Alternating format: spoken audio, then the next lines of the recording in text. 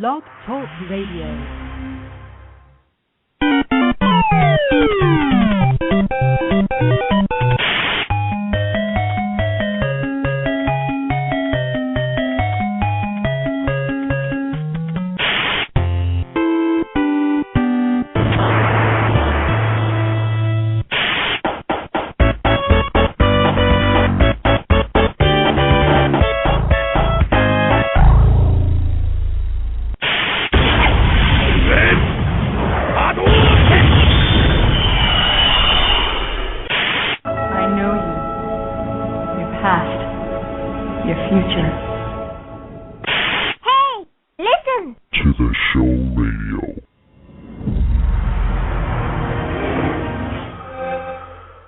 What's up, guys? Welcome to the show radio, episode 73. Today is Friday, and it's really early for me. I'm not working today, but I'm definitely hanging out with Mr. Scotland himself, Shaz. What's going on, bro?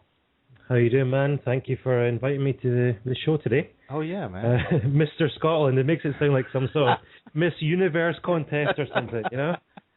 Yeah, I know, but it's all good, man. Just glad to have you on. We talked earlier this week, and it was just a pleasure, just talking and chatting with you and everything like that. So phone numbers, if you guys want to call, it is 347-994-2513. If you want to Skype in, feel free to do that. No problem with that. Also, for feedback, you can call 347-620-1282. That's the number for that. So we're just going to hang out, man. Just go through the process. First and foremost, what's going on with you, man? How's the week? How's everything with you? Yeah, I mean, it's the weather's been sort of pretty hot here in Scotland. No, that's not hot. I know we spoke about it before, but come on, 20 degrees, man. It's really hot here. I don't know how you can cope with it. You said 68 degrees. That is not hot. Yeah, that's the Fahrenheit, isn't it? Yeah. See, I find that hot, and that's the sort of flip-flop weather, right? For me. So lots of cold water and beer. But apart from that, the week's been good. We've just been gaming, and as you do. Cool. Now, I guess a little overview for me, real quick. PC more, right? You do more PC? Oh no, PS3 is my preferred platform, mate. Okay. Well, I'm new to the PS3 platform myself, so I'm sure you can, give me some great knowledge and insight on that. Okay? Cause definitely. I don't have it. Because one of the things I saw one of your videos, you were playing Harry Potter and Miss Jenna. You guys were doing a commentary on that? Yeah, we did a sort of dual commentary over it. Yeah, and she's a big fan of spiders, right? She absolutely loves them, Yeah, that's right.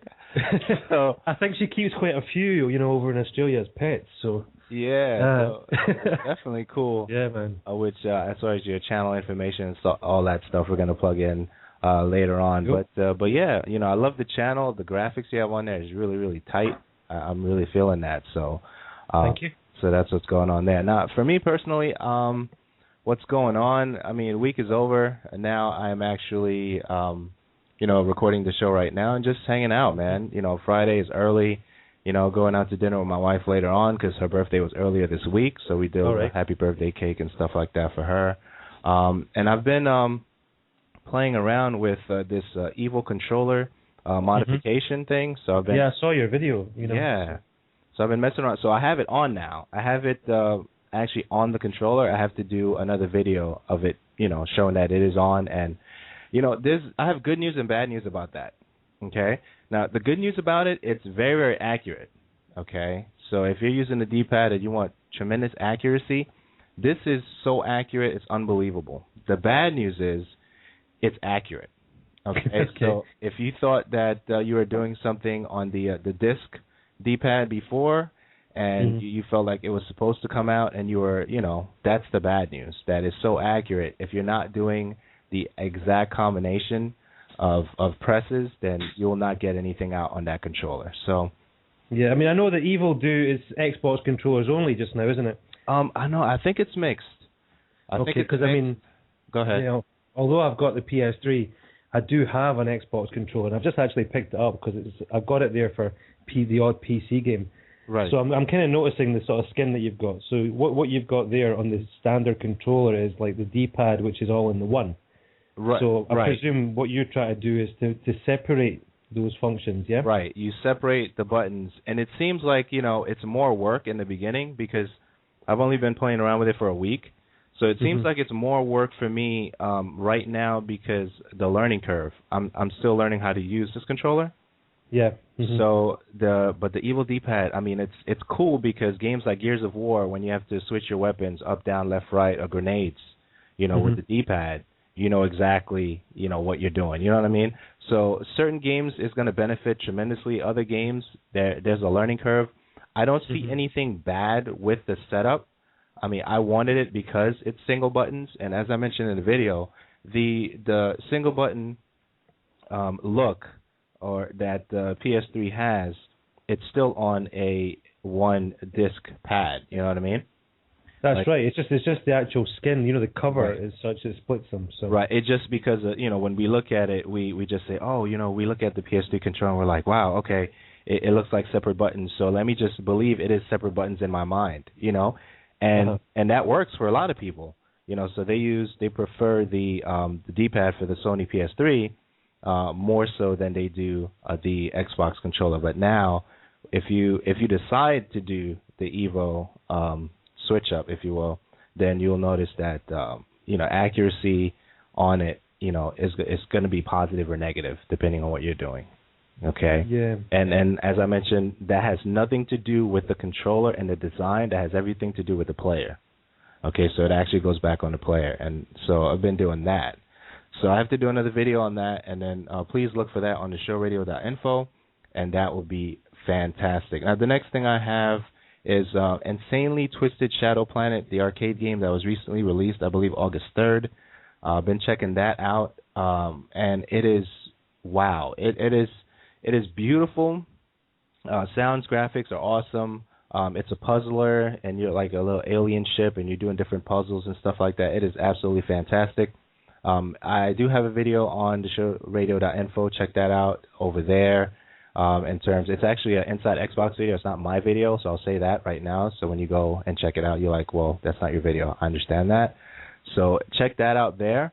And it is an awesome arcade game. If you have not checked it out, those guys did an amazing job on that game. So now that's all I have right now. What are you playing? I know you're playing games too. What are you playing?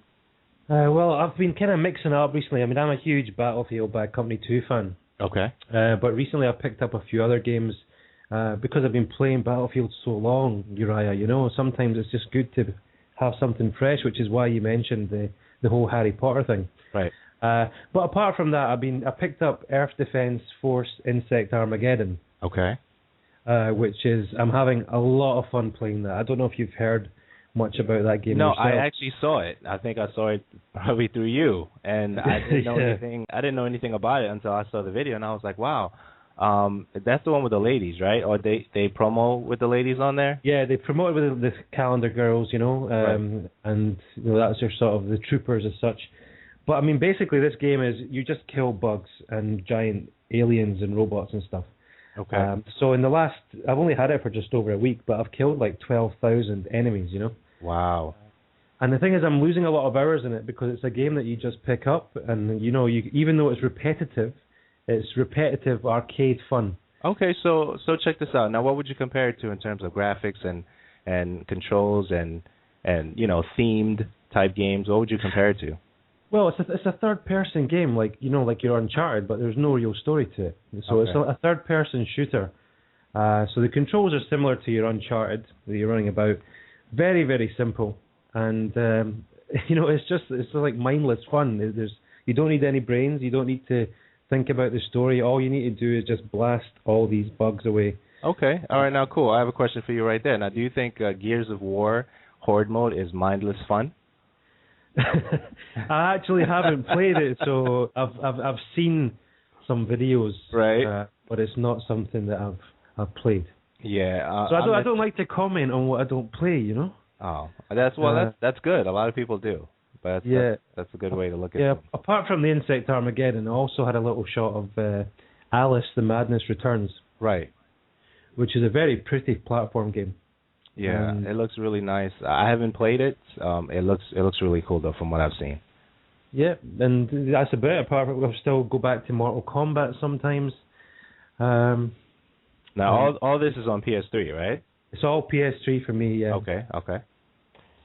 So, I mean, the Mortal Kombat's had a lot of DLC recently. And what I would like to play is play some of my friends online, but you can't because it's region locked. So, you know, like some of my friends who are in America, for example, you know, who've got this game, right. I can't actually play them because, you know, they've got the NTSC version or whatever. Okay. So, now check this out now.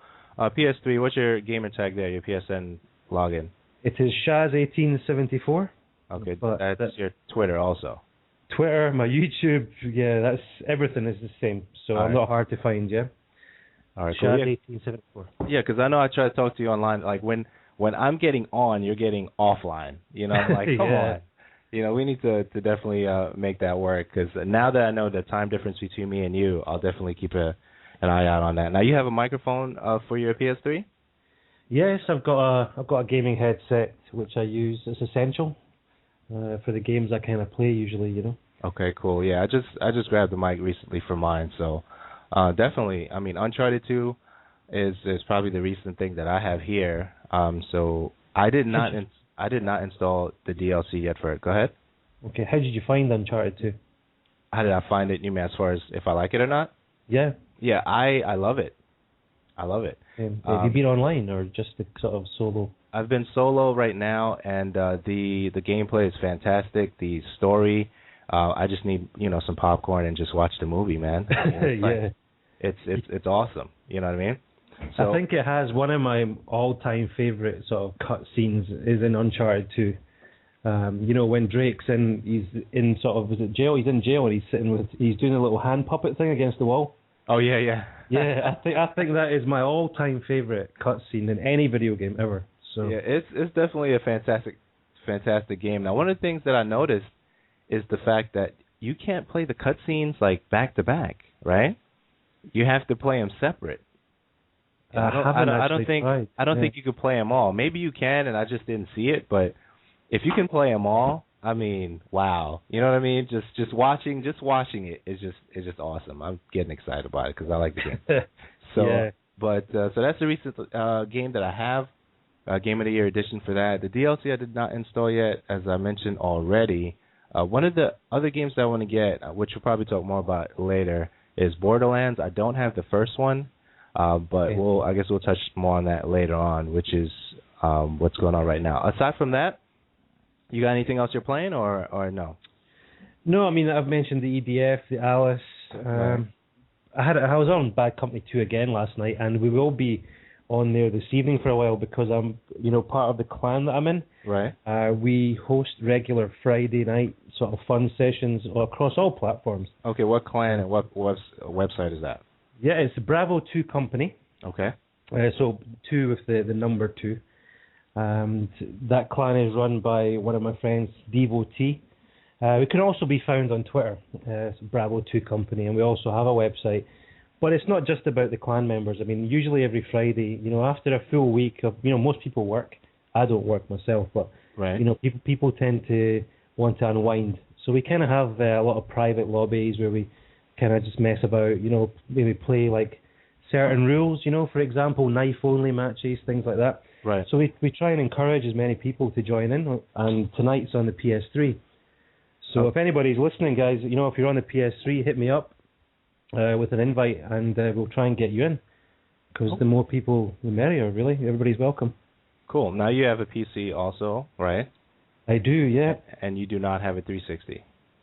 I'm planning to, and the reason I'm going to have to maybe get it is because of so many of you guys, even yourself, that you've all got the 360, and right. I'm kind of like the odd one out. Okay. Why do you think you waited this long to, I guess, make a decision if you're going to get it or not? See, I'm going to have to think what I say here, because I was going to say that I always like to have the best console. Right. But I think it's just because, I'm not working at the moment, so I've got to sort of try and plan what I'm purchasing. Okay. But I think just so that I can interact with more people, more subscribers through my YouTube channel. Okay. And also people like yourself and, Jenna, for example, right. who has an Xbox. It'll allow me to sort of hook up and play some games on there as well. Yeah, definitely. Now, the best console argument, I think, will always go on for a very, very long time. And as I've mentioned before, since I recently got the PS3, I like both systems for different reasons. Mm-hmm. And I can't say one is better than the other because they have different things that I like. You know what I mean? Definitely. I would always say that, that you be happy with what you have and you make the most of what you have. Right. As I say, I'm not one for console wars. I just usually have a little joke about it because I don't have one. Right. But ultimately, once I do get one, I'll support the Xbox just as much as I promote the PS3. So. Yeah, definitely. Now, the PSN arcade games, you don't do any arcade games on that? I do occasionally get some of the PSN games, but I usually try a lot of the demos. I mean, I do try a lot of the demos. Recently, I picked up Limbo on the PSN. Oh, okay. Right. Which you'll know yourself, that's been out on the Xbox for a while, yeah. Yeah. But see, we just waited until you kind of sort of fixed all the bugs and stuff, Right, and you got it now. Now it's perfect for you. It's perfect, yeah. That's right. Exactly. Yeah, definitely. Super Street Fighter 4, I've been playing a lot of that. It seems like all the games I usually play, I narrowed it down to just Super Street Fighter 4 and this arcade game recently that I mentioned, the Insane Twisted Shadow Planet. I love fighting games and been a big fan since '92.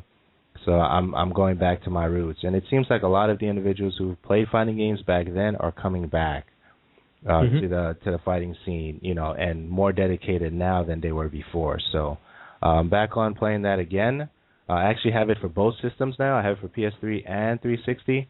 I picked it up for the PSN because my cousin, he's a PS3 only, and I wanted to play with him, and so I had to make the purchase for that. So I'm having a lot of fun playing that again. And I know the EVO tournament just took place not too long ago, and it was a lot of viewers on that, and it was fun to watch some of the fights and stuff like that. So definitely enjoyed that. Now, aside from that, we got some new releases, and we talked about it already. Insanely Twisted Shadow Planet, beautiful game. Check that out. From Dust, Bastion, Warhammer 40,000 Kill Team, Border Dash XL, Missplosion Man, which is an awesome game also, Deadliest Warrior, Deadblock. Do you have any comments on those? Yeah, Deadblock. Oh, don't tell me you like that game. No, listen, you know what I've done? I uploaded some gameplay of that to my channel. Okay. It's the most insane game ever. It's almost like a Team Fortress 2 meets Nazi zombies. Right. You know what I mean? Yeah. And Guitar Hero as well, because you had to, at the end of the level, you've got to get the guitar out, man, and sort of play a tune to complete the level. It's one of the most craziest games I've ever played. Really? And I played the demo, and I'm not going to purchase it, but I'll leave it there. Okay. It's all right. Okay, I'm not a fan. I mean, Team Fortress stuff, graphics wise, if you will, I like those kind of games. Mm-hmm. But this game, I was just like, I'm bored. I mean, where's the ice cream? I needed something else to do because I was not enjoying it at all. But that's just me. That's just me. As I say, I just played the tutorial and the next level in the demo. And you liked it? No. Okay. I basically, I was just, I don't know how to explain it. I was like, okay, what am I doing here? And I'm collecting wood and I'm killing zombies. Right. But once the zombies come inside, you really can't do much, besides, I don't know, a wrench or whatever you can try to hit them with. But you're really helpless once they get inside. You can play the jukebox and then the zombies will dance to death. Stick a coin in the jukebox. Really? And that deals with them, yeah. Are you serious? Yeah, completely. Oh, wow. I couldn't believe it. As I said, the game is completely crazy, and I thought that I would upload a little bit of gameplay just on my channel just to show people. Because a lot of people, when they see all these demos, they don't usually try all of the demos. Right. So sometimes I kind of upload, some random stuff just to let people see what is out there. Yeah, I started doing that. I don't play all of them either, but you're right. We grab the demos that we like. Yep. And then the other ones are just, I haven't really heard of this game, and it may be a recycled game from, years past or whatever. And then they're trying to bring some of those games back, and we're like, I don't want to play that. So But yeah, you're definitely right about that. I like what you say about the fighting games as well. We can talk about that later if you like. Oh yeah. History, because I'm a huge fighting game fan. So. Oh, definitely. I didn't know that, but we'll definitely touch on that. Make room for that. All right, now games on demand. EA Sports Pack. I don't know what's in the pack, but it just says EA Sports. That's on the Xbox 360 Marketplace, obviously. Pure Football, Authentic Soccer, Need for Speed, Hot Pursuit, Prison Break, Shaun White Skateboarding, RUSE, Fuel, G.I. Joe, The Rise of Cobra, Sacred 2, Fallen Angel, Risen, 2 Worlds. Any comments on any of those? I think the EA Sports Pack, if he says, is like a DLC bundle. Okay. Which you pay a one-off fee, and that would set you up for future releases, such as FIFA, also Madden, things like that, so that you pay that one-off season pass, and it just gives you sort of benefits as and when each game is released, and that's across all platforms, I believe. Cool. That's really cool. Yeah. Apart from that, Need for Speed Hot Pursuit. That's an old game. That's quite an old title. Yeah. Which I loved back in the day. Oh yeah, it's a great game. And the other ones are just, I think most of them are just regenerated. Yeah, you're right. You're right about that. Now, sports. What's big in Scotland? What do you guys play over there, or gals and guys? Oh, I think the biggest sport here is football. Or you call it soccer. No, I call it football. Because, all right. Yeah, because I was raised in Haiti for the most part of my life, so that's football. Cool. So it's football, yeah. So football is the number one sport, I believe, as far as spectator sport. But you've also got rugby. Right. Rugby here. Can you explain rugby to me? What's me? Yeah. Jesus. What you know about it? Because I'm trying to understand the play. Because I know they kick the ball and then somebody can pick it up and run with it. I'm like, what is going on here? You know. It's like they call them the egg chasers. The ball is like the shape of an egg, right? Which is like the American football. Okay. But I think it's slightly bigger and it's made of leather. Right, but once the ball is down for a football, American, you can't. It's down, and then you have to reset. To go to like first down, second down, third down, or fourth down. Now, it seems to me in rugby, when the ball is down, people can kick it and grab and run with it, and there is no set plays, as you're saying. There's no downs.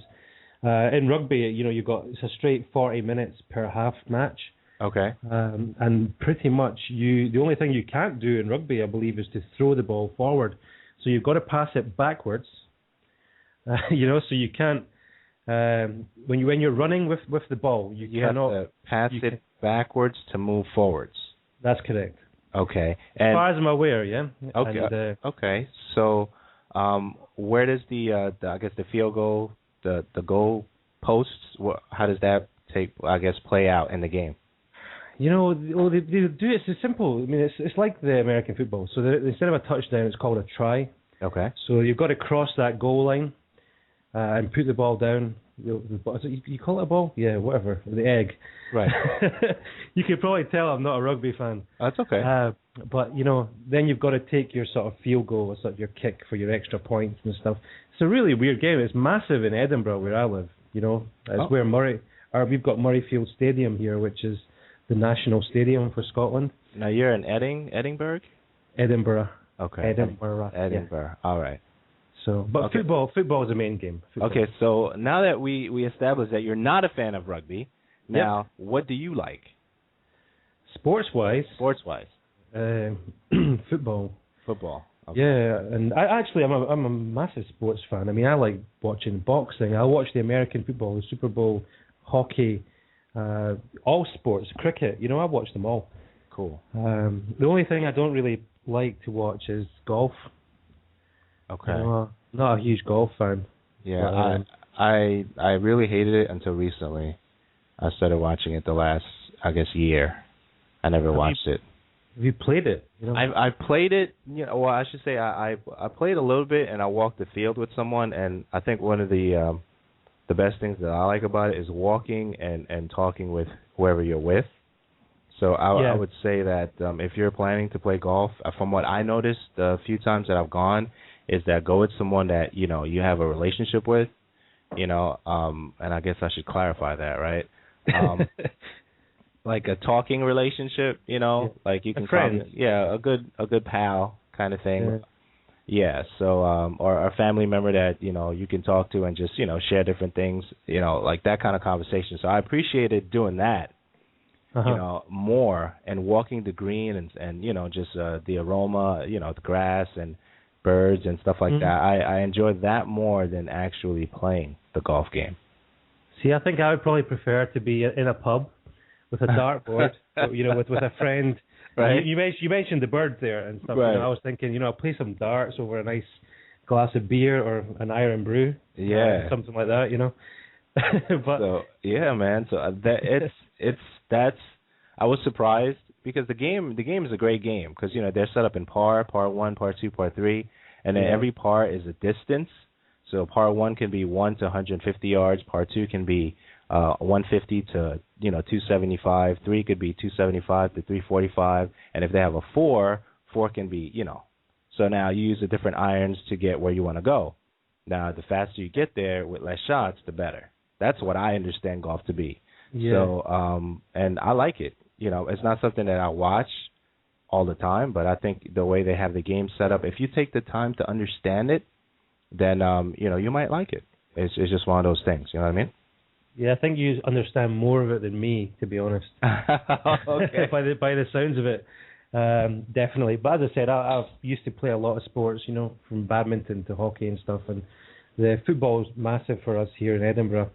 And our actual local team, which is Heart of Midlothian, got drawn against an English team today in the Europa League. Right. So we've got a nice trip down to London for a competitive match coming up. Oh, nice. Towards the end of August. So I'm quite excited about that. Yeah, definitely. Definitely. All right. Coolness. Now, demos, Demo World Cup 2011, Catherine Demo, that's out. NCAA Football 12, Duke Nukem Forever, El Shaddai, Homefront. Any comments on those? Yeah, NCAA Football, I installed it, had one game, deleted it. It was really crazy. Did you play it? No, I did not. When your team scored a touchdown, it's like the team that I was controlling, they started firing cannons into the sky. I don't know who they were. Wow. Or what they were doing. But it was kind of weird. Homefront, I've been playing that recently. It's quite a controversial first-person shooter. Okay, so yeah, talk about that. We got plenty of time. You can talk about it. Yeah, well, Homefront, I thought I'd install the demo because I noticed it's really available really cheap here for some reason. But the actual developer, did produce a kind of broken game. So they had a lot of issues at the start. Okay. So, it's been sort of slated for the poor graphics, for the server's behavior, and things like that. But I've recently had a few games of it. And all I can kind of say is that it's kind of like a poor man's COD 4. Oh, wow. So you've got the kind of speed and the whole sort of fluid movement, but the graphics just aren't quite what we'd expect from a game today. Okay, now if you were to date those graphics a particular year, what year would you say that graphics engine, where would you place that? 96, 97, 94, maybe earlier. Because No, I think later. I just think it's maybe on. When was Call of Duty 4 out? Wow, I don't remember. I'd have to look that up. But that was definitely a good game. I think you probably just say something like, if this game was out 5 years ago, it would definitely be up there. Okay. But the story mode, because I did rent the game when it was released, and the story mode was really poor, and that was my opinion, because obviously some people would love it. Right. But the multiplayer is where it's at for me, and recently I've been having a bit of fun, because I kind of go on there, and people are camping, as they do in any shooter, right. And I just run about, and so I'm running about, and the knife animation is very fast, and I'm getting a lot of kills, I'm having games where I'm getting a good score, and things, and you could go on there just to sort of pass half an hour. Yeah, Call of Duty Modern Warfare, right? Mhm. That was 07. Okay, in that case, I would say this game would be 06. Okay.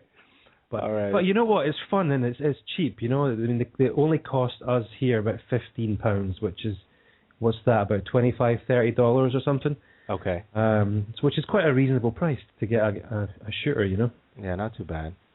But if you're a huge fan like of the Call of Duty franchises or Battlefield, you're probably going to hate this game because it goes against, you know, what you're sort of used to and what you love. But it's for something. Which is what? Which is a good game, right? Which is a good game, yeah. But it's at the same time, you know, Medal of Honor tried it. Right. I loved Medal of Honor. I thought it was really good, but it wasn't as successful as, you know, I would have hoped. Which is why Battlefield 3 is coming out. And you know what's going to happen there with Modern Warfare 3 and Battlefield 3. Oh, yeah, definitely. All right. Any more comments on that, and then I'll move on? On the home front, no. Okay, cool. All right, fair enough. On to the tech news. Time Warner recently announced that their HBO Go streaming service is headed to more devices, including the PS3, Xbox 360, and Internet-connected TVs. Anything on that? Not at all, no. Cool. Google starts hotel, I think like a service, like a booking service. So there's a little typo on there. According to Hulu, they're actually going to try to take out the ads for the premium subscription packages. Anything on that? I'm not really aware of Hulu, so no, just what you're saying. Coolness. Taiwanese manufacturer Foxconn has said they will replace some of its workers in the next 3 years, replacing them with robots. Would you want to be replaced with a robot? Depends what I was doing. Yeah, but maybe I could replace certain robots as well for, you know, certain activities. But no, I mean, it's these Taiwanese manufacturers again. There you go. There you go with that. All right, Google announced also recently that it will expand its Gmail calling program to 38 languages. Do you use that at all? Do you have that? Google Gmail. Yeah, because inside the Gmail, the email program, you can actually call. I don't know if that's U.S. based only, but I guess I would have to find out more information on that. I can call, like, use my PC to call like regular phone numbers through the Google calling program. Don't actually use it. Not really using Gmail myself either. Just recently started that Google Plus, so. Oh yeah. We have to get on that because I know you added me and we got to connect. We got to do that. Yeah, you're in my circle. Yeah. My circle of trust. That's awesome. All right. So that's that. Seagate noted recently that it will shorten the warranty on most of its consumer series HDDs in an effort to reduce cost. The warranties will be reduced from 5 years to just 2 years. So that's what's going on there. Vita. Japanese buyers will see the console for Christmas, but everyone else will have to just cry and just complain about it. Despite the general expectation that Sony will be rolling out the PlayStation Vita handheld before the holiday season, the company has said recently that it will not hit Europe nor the U.S. until 2012. Any comments on that? That's only next year. So no big deal, right? Exactly. Coolness. Time Warner to launch Ultraviolet service. When it launches, the service will allow users to stream their music and movies anywhere as long as it is legally purchased. Content providers will get the use of one cloud-based platform to create a set of web standards for DRM on digital content. And that's all I have for the tech news, I guess, today. This is an early show, man. I know everybody's probably at work. You know, it's like everybody's at work right now. They're like, well, most people, depending on where they are and stuff like that. So today is just one of those days where I have alternate off on Fridays. So okay. I'm off today, and I'm on next Friday, and it goes like that through the rest of the year and stuff like that. So it was kind of interesting. And because you are in Scotland, it was easier to record, you know, early for you than it would be recording at 8 p.m. or 9 p.m. You'd be sleeping. It's sleeping time for you around that. Oh, yeah, I'd be out, you know. I mean, I remember the show with the Ladies to Die For? Right. Just the other week, and, you know, I was really wanting to stay up and listen to the whole show, and I think I even got the days wrong because we've got this time difference. Right. I waited up on, was it the Thursday? Yeah. And I was like, where's this show, man? He's lied to me, you know? No. But then the next day, I think I sort of managed to listen to about the first hour, and then I was like, no, I'm too tired, man. But the good thing about your show is you can then catch up again. Yeah. Because you can just download it, so or just listen to it. I think that was my longest show. That show it was 2 hours and 38 minutes. Yep, I listened to the whole show as well. It was all right. Yeah, no, it was good. Interesting. So. Yeah, it was really, really long. Now, see, the thing is, it really helped because because what happened was it was three of them. Okay, at first, three of the ladies at first. So I'm like, all right, so this show's gonna be. It seems like it's gonna be quick. So three ladies are just gonna rock it out and then finish the show, close it out, and then be all good. And then I ended up with six more. Right? They were like, oh, this is this person ladies to die for, and I'm like, oh, okay. Do you want to hang out? Yeah, okay. So then it became 4, and then 6, and then 9. So I have 9 of them on. I'm like, okay. I didn't plan for 9. Okay. So I had to do something really fast for the last few minutes, but it worked out really, really well. So if you have not checked out that show, that's 72. That's the one show ago, and I believe that the 2 hours and 38 minutes was packed. I don't think there was any delay or any what am I going to talk about now kind of thing. It was really fluent, and everything just sort of fell into place. And the girls sound like a really sort of great bunch of gamers. Yeah, there as well. So it was good to hear. I like listening to all sorts of people from all over the world. Yeah, they're definitely awesome. All right, we're going to take a break right here. This is episode 73. I'm actually going to play a track from, actually a few tracks on this episode from The Glowing Stars. You can find them at theglowingstars.wordpress.com. Check them out there. Good stuff. I did purchase the tracks. Just go ahead and purchase the tracks. They're not that much. So check it out. This is episode 73, and we'll be right back.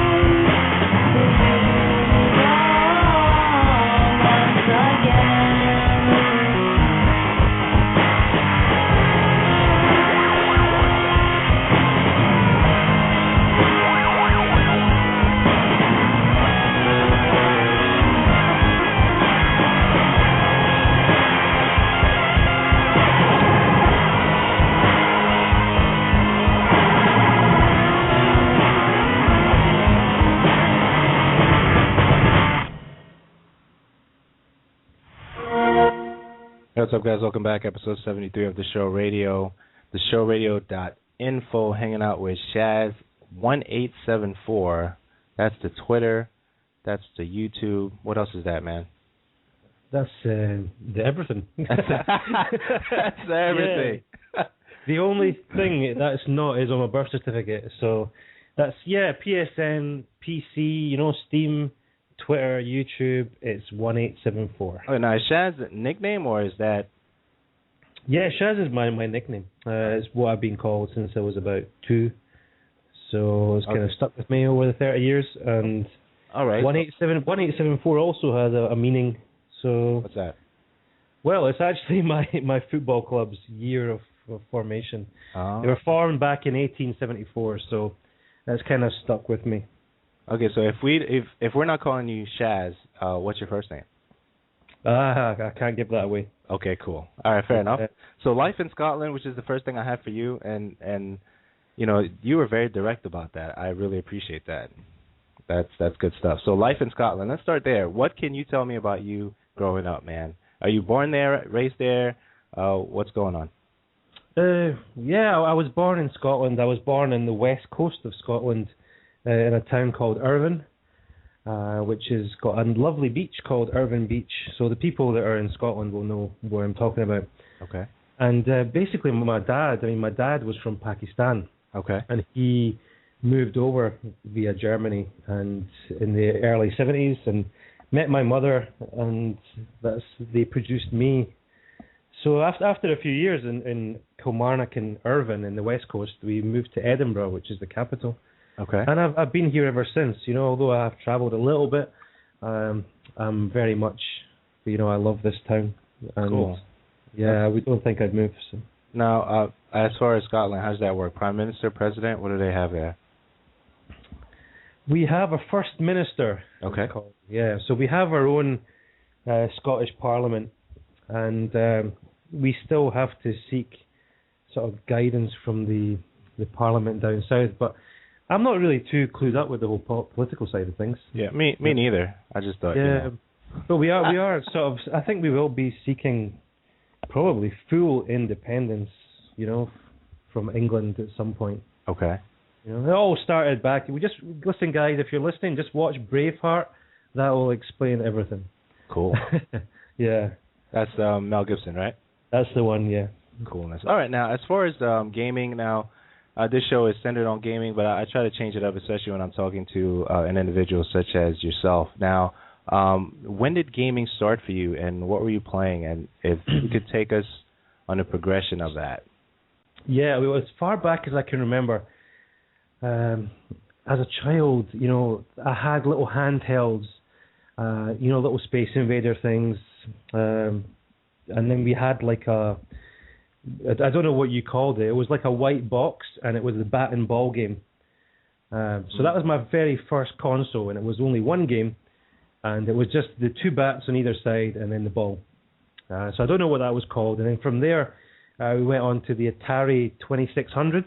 Right. Where you had Centipede and, you know, like... Yeah. Games like that. Is it like Moon Patrol or something? And then I got into computing. So my first computer as such would have been the ZX48K with the rubber keys and Spectrum. Coolness. I don't know if you had that. No, the only thing I had was Nintendo. But go ahead, keep going. Yeah, so I had that, and we used to play games by cassette back then. So we had like Chucky Egg and all sorts of games, and that's when I first got into fighting games with the rubber keys. Now this is probably early 80s, with a game called The Way of the Exploding Fist. Yeah. Which was the very first fighting game I ever played, and that was awesome. I don't know if you've played it or you've heard of it. No, I've heard the name, but I'm not familiar with it.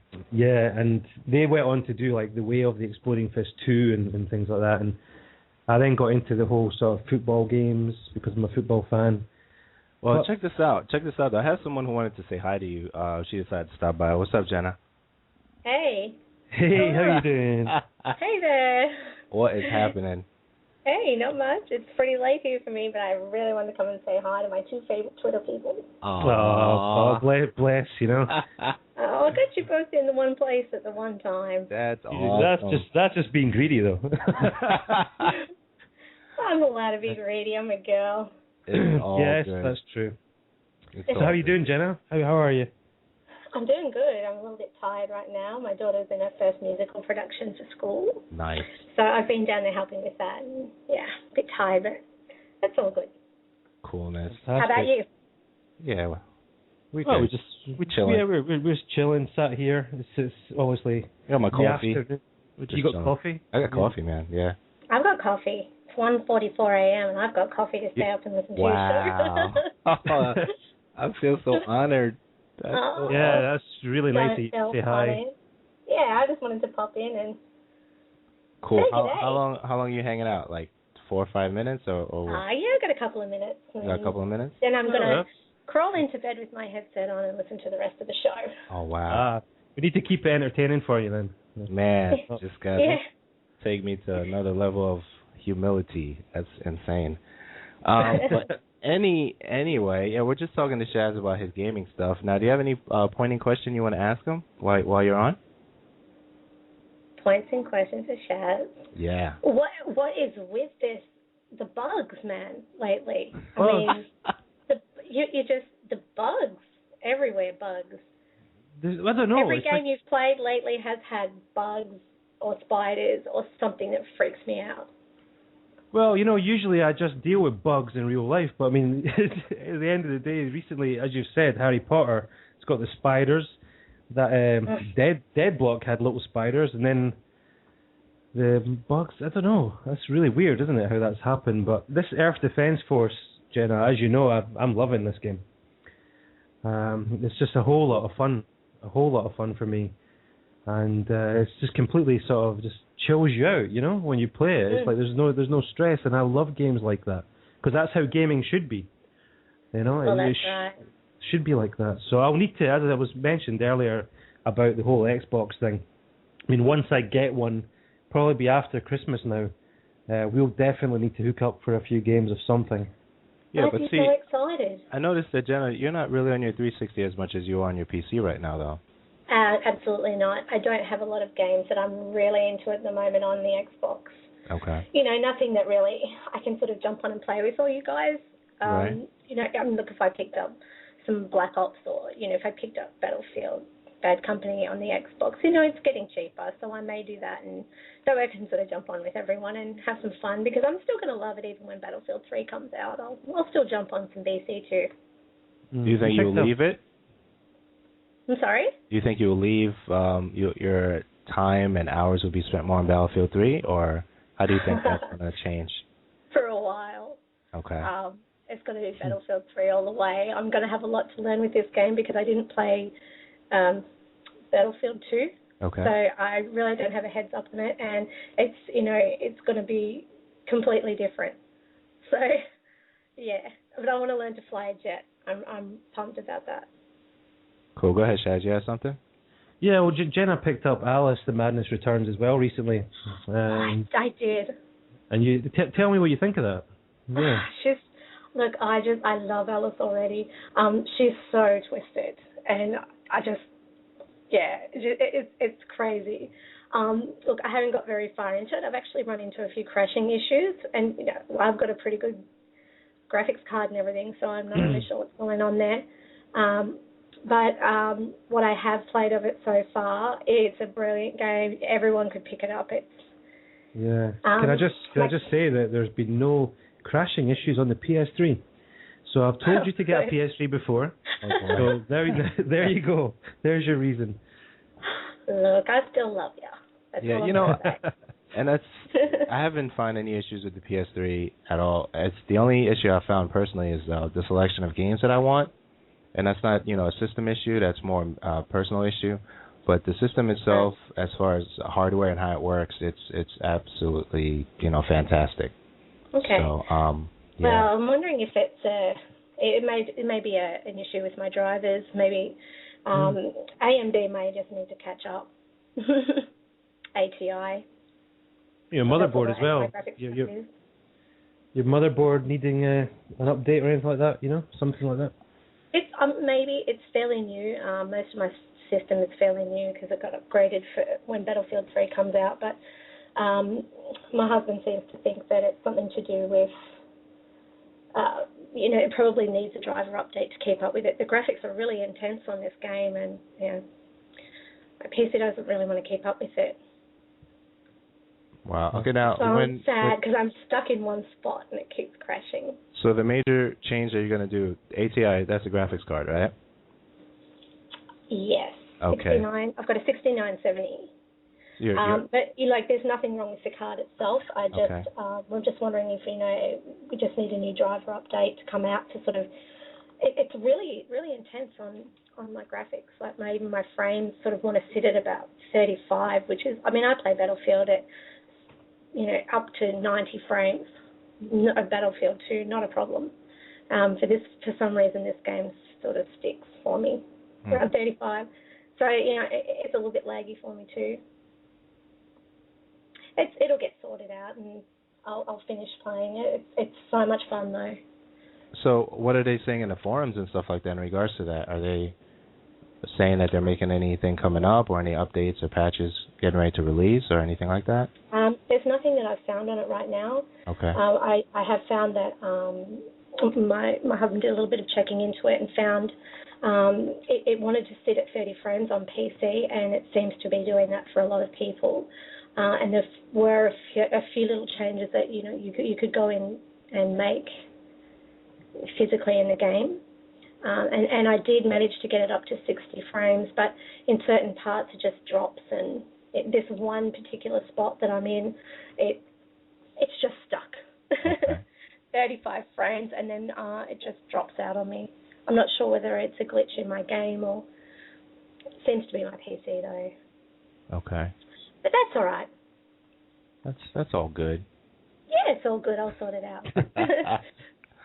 That is all good. All right, now the next thing that we had on the your little angel. Now take that away. We already kind of talked about that. So. Yeah, I was going to pick up on the whole history of gaming, but. Oh no, I'm sorry. You're right. No. Yeah, because I was corrected. kind of. You were warming up. Well, this is it. Because I'm so old, yeah, I've played that many things. You're not that old. Yeah, but I've been gaming for 20 plus years, you know what I mean, easily. Well, yeah, I'm with you on that. Yeah, so I was just going to say that I had all these sort of weird and wonderful machines, from the Spectrums to then the Amigas, which is in the computer, So right. I used to play a lot of disc-based games, which maybe a lot of people might remember, things like It Came from the Desert and Alone in the Dark, and Cannon Fodder, these type of games. And then the whole console scene sort of broke out with the Sega Master System. Nice. Yeah, so I had that, and I used to play the Alex the Kid and, Mickey Mouse Castle of Illusions. Yes, that's a good game. That was with my daughter's mum. She used to love that game. And, yeah, the Master System, Altered Beast, and all the games. I don't need to talk about them. And then from there, it was like Mega Drive, naturally progressed to Mega Drive and Super Nintendo. I had a couple, though, like the 3DO and the Dreamcast. Yes. Dreamcast still here. I have it. Yeah, no, I don't know where I put that box. It might be buried in the garden somewhere in one of my old houses. But apart from them, I had the Neo Geo and, as I said, the Panasonic 3DO. Oh, wow. And which was a really good machine. I really liked that. And then Nintendo 64 after the Super Nintendo. And then we went to PlayStation 1, PlayStation 2. And here I am with PlayStation 3. Nice. But I would say that the consoles, the Super Nintendo, was one of my particular favorites. Yeah, that was a good console. Definitely. Yeah. But, you said My Little Angel, and My Little Angel came around about the Super Nintendo time. Right. Yeah. So Hannah was born in 1998.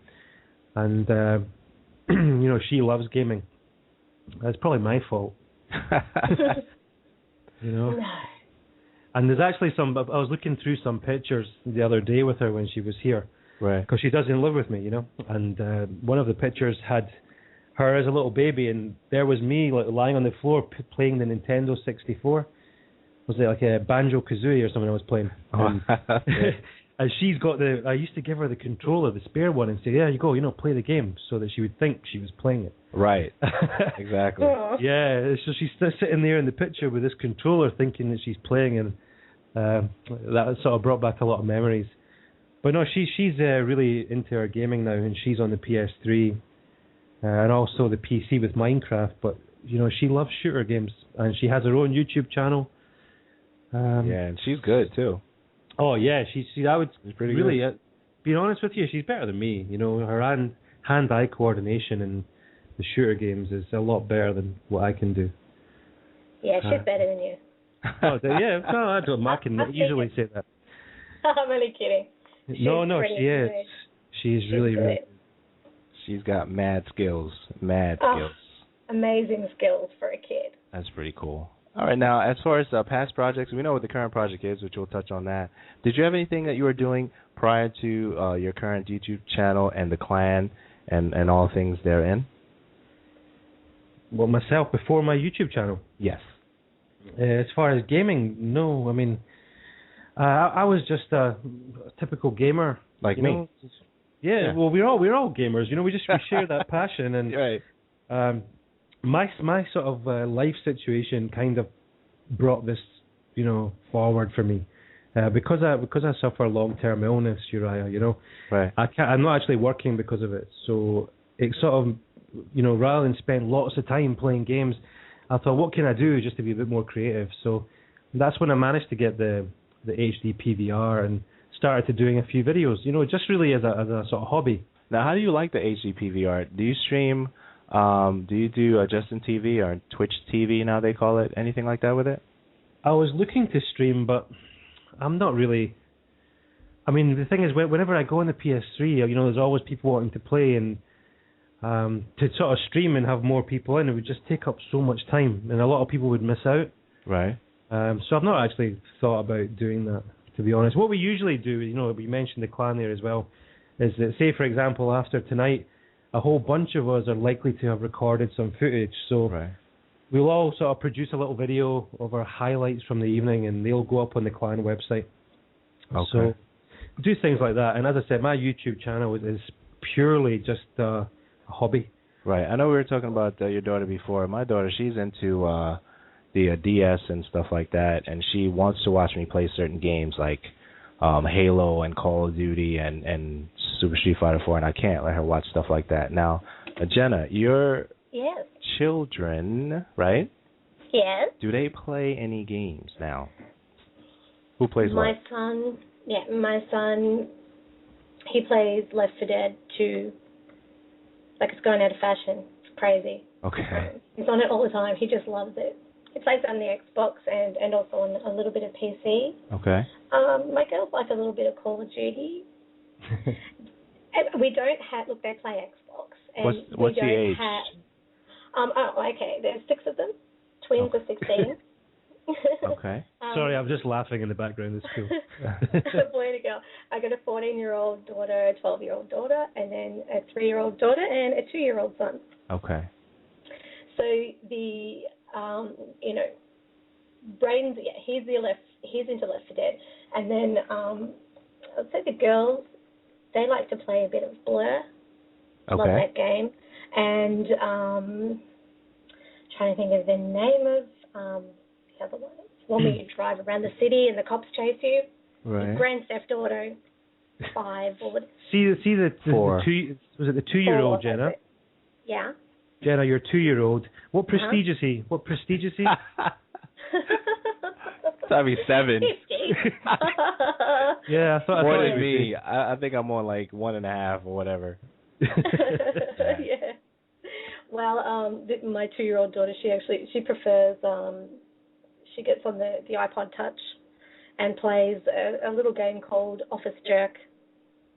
It giggles her head off. You pretty much throw fans and stuff at the Office Jerk, and she's really good at it. And she always hits him in the head. You know, she's a gun like her mum. Headshot. Wow. You know, I think it's amazing how they pick up the game so quickly, you know.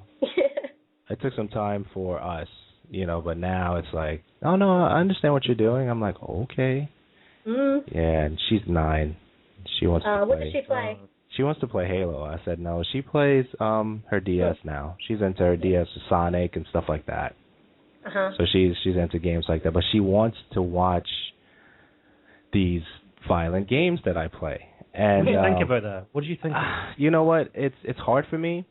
You know, and because of who I am personally, you know, I'm very involved in my church, and you know, like I kill during the week and then I pray on the weekend. You know, it's kind of weird, you know. So but I just can't. I don't want her to get accustomed to that, because my thing is, the big thing for me is the discretion level. And I know even though some individuals are considered adults, by the age number, I still think that a lot of the discretion level for some of the individuals are very, very low.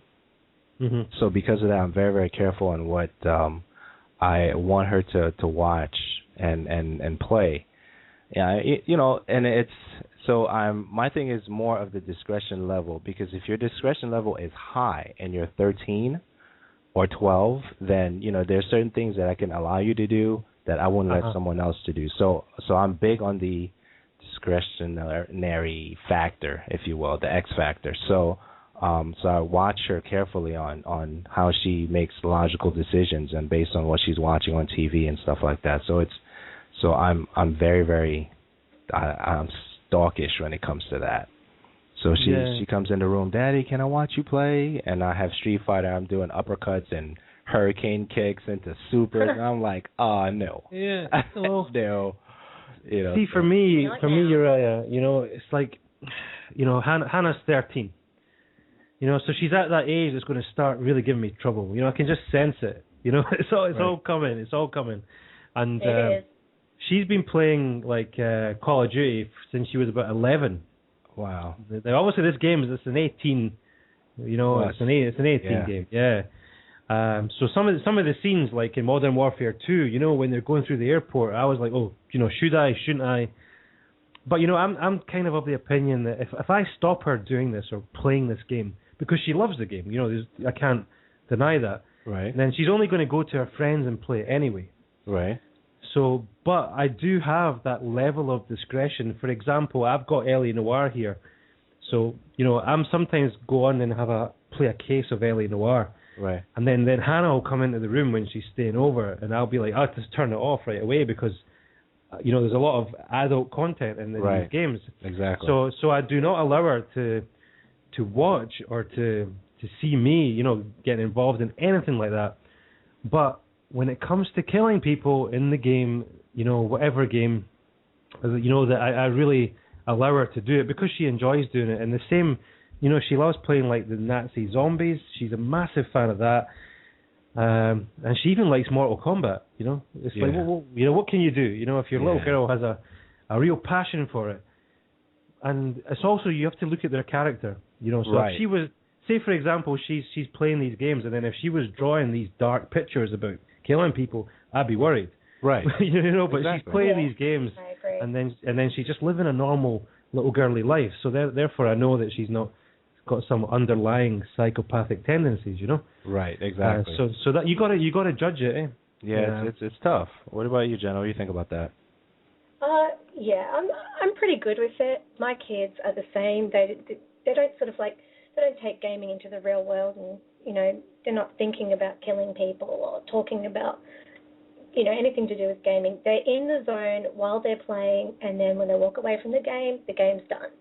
They're not living it and breathing it. So I'm pretty cool with them playing some COD games, and I'm actually about to teach my 14-year-old how to play some Battlefield, and we've got a bit of a bet here. Okay. My husband's picked up the 12-year-old, and I've picked up the 14-year-old, and we're just, the idea is to see which one can train the better gamer.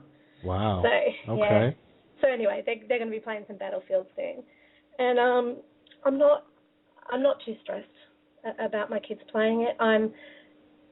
I'm not really big on letting them play online, and I don't really want them on headsets. Yeah, I don't blame you. Oh, that's my fear. That is my fear. I won't let them do that. I don't mind them jumping on, and look, the guys in my clan, I'm cool with them hopping into TeamSpeak with them, but no live chat. I won't let them do that. Not really. I don't let them have Facebook and Twitter and things like that either. I'm a bit funny about internet-y sort of stuff, but yeah, the games are good.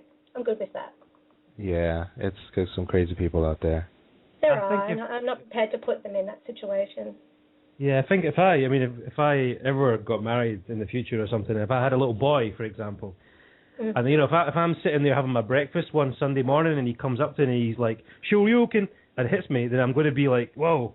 I would stop him playing games. Yeah, it's a little too lively there. Exactly. If they're putting that into real life and then he's doing that move right into my chin, I would stop it. But one of the guys on Twitter just now, Uriyya Fraser, who's big Fidham, he's on my PSN list. He's a good guy, although he's completely mad.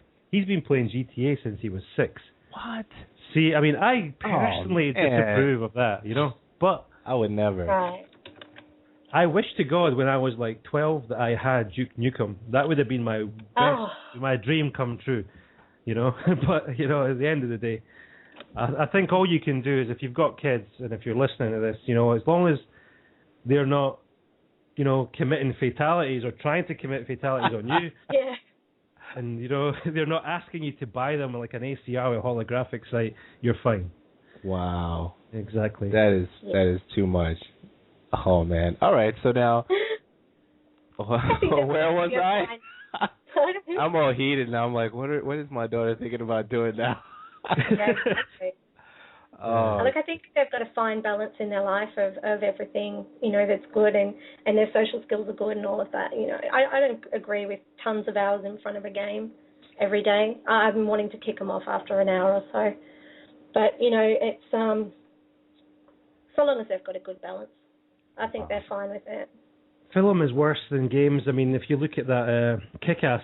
Is it worse, you think? I would think so, because say, for example, Kick-Ass, you've got Hit Girl, and she's this little, I don't know how old she's meant to be. But awesome. I think she's awesome, yeah. She's this little cool, this little school kid, and she's got all the guns that you want to play with. And something like that image, is kind of wild, But this is where we are now in society. Kids are playing these games, watching these films when they're a lot younger. Okay, so now let's do this then. Now, as far as the films are concerned, they're not as interactive as the games. Do you think the fact that the games are, because they're interactive by nature, that they could be more influential than the films? Because a lot of the things that they don't blame on the film industry. They blame it on the gaming industry. What do you think about that?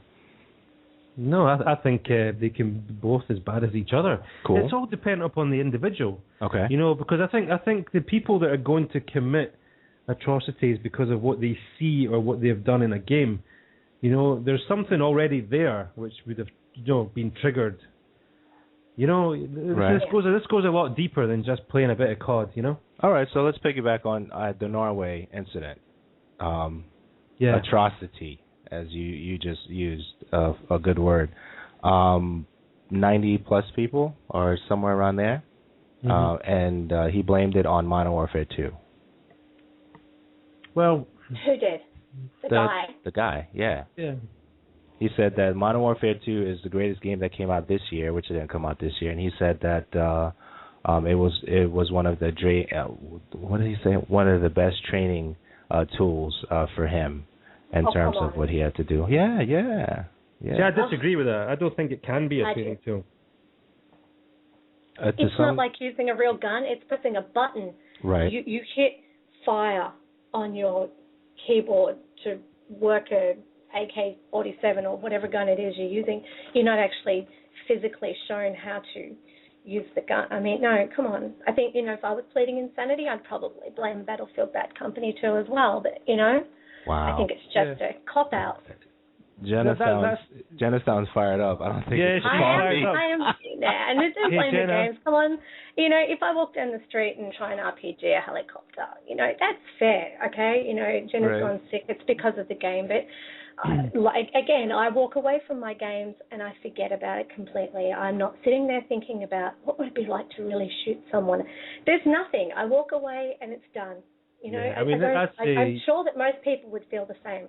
Okay, well, I'm guilty about thinking about the game during the day because I want to play again. Yeah, but are you thinking about it because you want to shoot people? I'm thinking about. No, I want to play again. I'm thinking about exploding some tanks and getting some stress out. But, I want to play it again. I want to go home and play the game again. Yeah, it's about the game. It's about getting into the zone and forgetting about your day. It's not about bringing the game into your real world and committing that murder over it. You know what I'm going to do, guys? I'm going to have a shot of. I'm going to go on SingStar, and then I'm going to apply to American Idol because if I can get a top score in SingStar, then I can sure as hell win that program. Wow! Oh, come on! It'll be a great training tool for you. Yeah, well, it taught me well. Exactly. Oh, come on. I don't agree with that. I mean, as I said, I've played so many games, and I'm not a expert rally driver from playing Dirt 3, or I can't pull off fireballs like Liu Kang just because I've played this game so much. I think that's just a complete excuse. Yeah, and look, he was already sick. They're sick before it, and if you are someone who's sick about guns and stuff like that, fine, you are going to play probably some shooting games and things like that, but it doesn't train you to kill. Please. Wow. Wow. Okay. Sorry. That's a whole new subject has been, this is a can of worms, man. Oh, man. I realize that now. Yeah. But it's all good. I can let it go. It's all good. You want to let it go? It's up to you. What I need to say before you change the subject, though, if ever we have a zombie outbreak, right? Right. Okay, what I would say is that it is more beneficial for you to research film than play a game. Because I don't think Nazi zombies, for example, is going to help you, or Resident Evil. Whereas watching Zombieland, following those strict rules is going to help you. So I would encourage people, if you want to learn, then learn from film, because things like double tap and all these rules, it's in film, it'll explain it and it'll help you through it. But if we do have a zombie outbreak, just because you can get to round 40 and Kino der Toten, it doesn't stand for nothing. So I would say it's not like you can press B and back out of the zombie apocalypse, is it? Exactly. You got to stand and fight. I mean, if you die, you can respawn though. That's cool, right? Right? I want to know what the respawn time is, though. I hope it's like 2 seconds or less. Playing. If it's 2 seconds or less, I'll be happy. Oh, yeah. Imagine midnight. I'll not be able to annihilate all of them. Yeah, I hope it's like Capture the Flag, because Capture the Flag respawn time. Capture the zombie flag. Yeah, it's just awful. I hate Capture the Flag. That's the worst game mode ever. You don't like Capturing the Flag? It's awesome. I love it. I'm domination personally. Domination or search and destroy is my type of game. Nice. Well, domination on Black Ops is I suppose that to me that's Capture the Flag, because it used to be on COD 4. Well, you're capturing the flags, but the actual game mode Capture the Flag, where you got to run with the flag. I don't like that. Oh, fine, I don't like that. That's just stupid. Yeah, it is. Domination is my favorite. That is stupid. Domination is 3 points. You have to hold them, or if you hold 2 for the whole game, then you have it. You can beat the other team. If you hold 3, then you're dominating the entire team, because they don't have any single points that they're holding, which is I don't know. I think it takes some strategy to do that. You know what I mean? You got to be really good. It does. Why are we talking about? I don't know. Domination and capture the flag. What about conquest and Russia, man? I don't know. I'm a Battlefield fan here, and we're talking about Call of Duty. Okay, fine. All right, fine. Let's go back. All right, we'll change up. Now, your YouTube channel. All right, let's talk about that. Shaz1874 is the YouTube channel. If you want to check them out over there. What's going on there? How often do you upload, and what is your content on there? Wow, my content is just a complete variety of stuff. I mean, you'll find commentaries, gameplay only. I do a lot of commentaries, with my friends. Okay. I've still got a lot of planned projects, as far as who I want to speak to. But it's just difficult getting the time to do so much. I kind of upload, usually it's maybe one a week. Sometimes it's been a lot more recently because I've had a bit more time. My most recent upload, which was earlier on, was for a charity event, which might be worth speaking about. Right, go ahead. Battlefield are doing a charity event, which the website is firstpersonsaviors.org, and it's basically a session of playing Battlefield with the servers that have been provided for 24 hours for everybody to get involved. Now, you don't have to just play the game, to support this charitable cause. You can actually donate. So if you go to my channel, which is youtube.com/shaz1874, there has a video there which explains what's happening. And it's just to raise awareness for the famine in Somalia, which, there is a massive sort of hunger issue at the moment. And I thought it was important because a lot of channels have uploaded this video today, such as your Battlefield or Quantic Media. And the community manager globally for DICE is involved as well. So as I said, guys, if you're listening, go and check out my channel. Click on go to the website, firstpersonsaviors.org, and, every little helps, because there's a massive problem. I'm not working, but I did make a donation earlier, because I feel quite strongly about, those particular charities. So, okay. As you say, it's not just gameplay. I'm also supporting the charity on my channel. So, and you won't just find Battlefield. Although I said I'm a Battlefield player there. There's some Call of Duty, there's Earth Defense, there's Harry Potter, and all other sorts of weird stuff. So. See, you mentioned Call of Duty again. We didn't this time. Yeah, but I just mentioned it. And you know what? If you go to my channel, yeah, you went there. How many Call of Duty videos have I done? It sounds like a lot. Yeah, I think there's one. I think you've got some secret ones on your desktop. Well, you did more than I did, so that's good. You got me there. But listen. I've also got the same amount of Call of Duty videos as I have of Dead Block. So there you go. Oh yeah, the famous game. Yeah, I don't like that game. All right, so now gaming now. Now, how often do you upload? Do you upload every week, every day, or how often do you see yourself right now uploading stuff to your channel? Well, I've got a lot of videos on my hard drive that I need to upload, but it's trying to do something with it. So what I'm probably going to do is one of my subscribers and somebody who I met on Twitter called Peter, he actually produces some musical beats. And so I've got a lot of files sent from him, and a lot of my other friends, I've got his music. So I'm trying to promote his music channel, which is SkinFan with a double A at the end.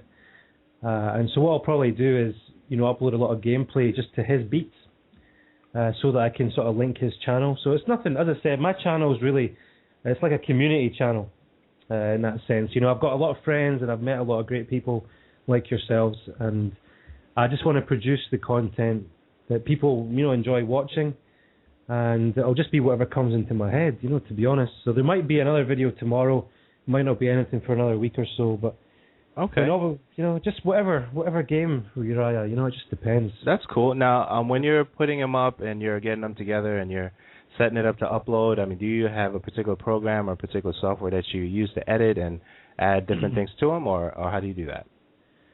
Well, I'm a complete noob at editing. I've always had issues with that. I don't have the skills.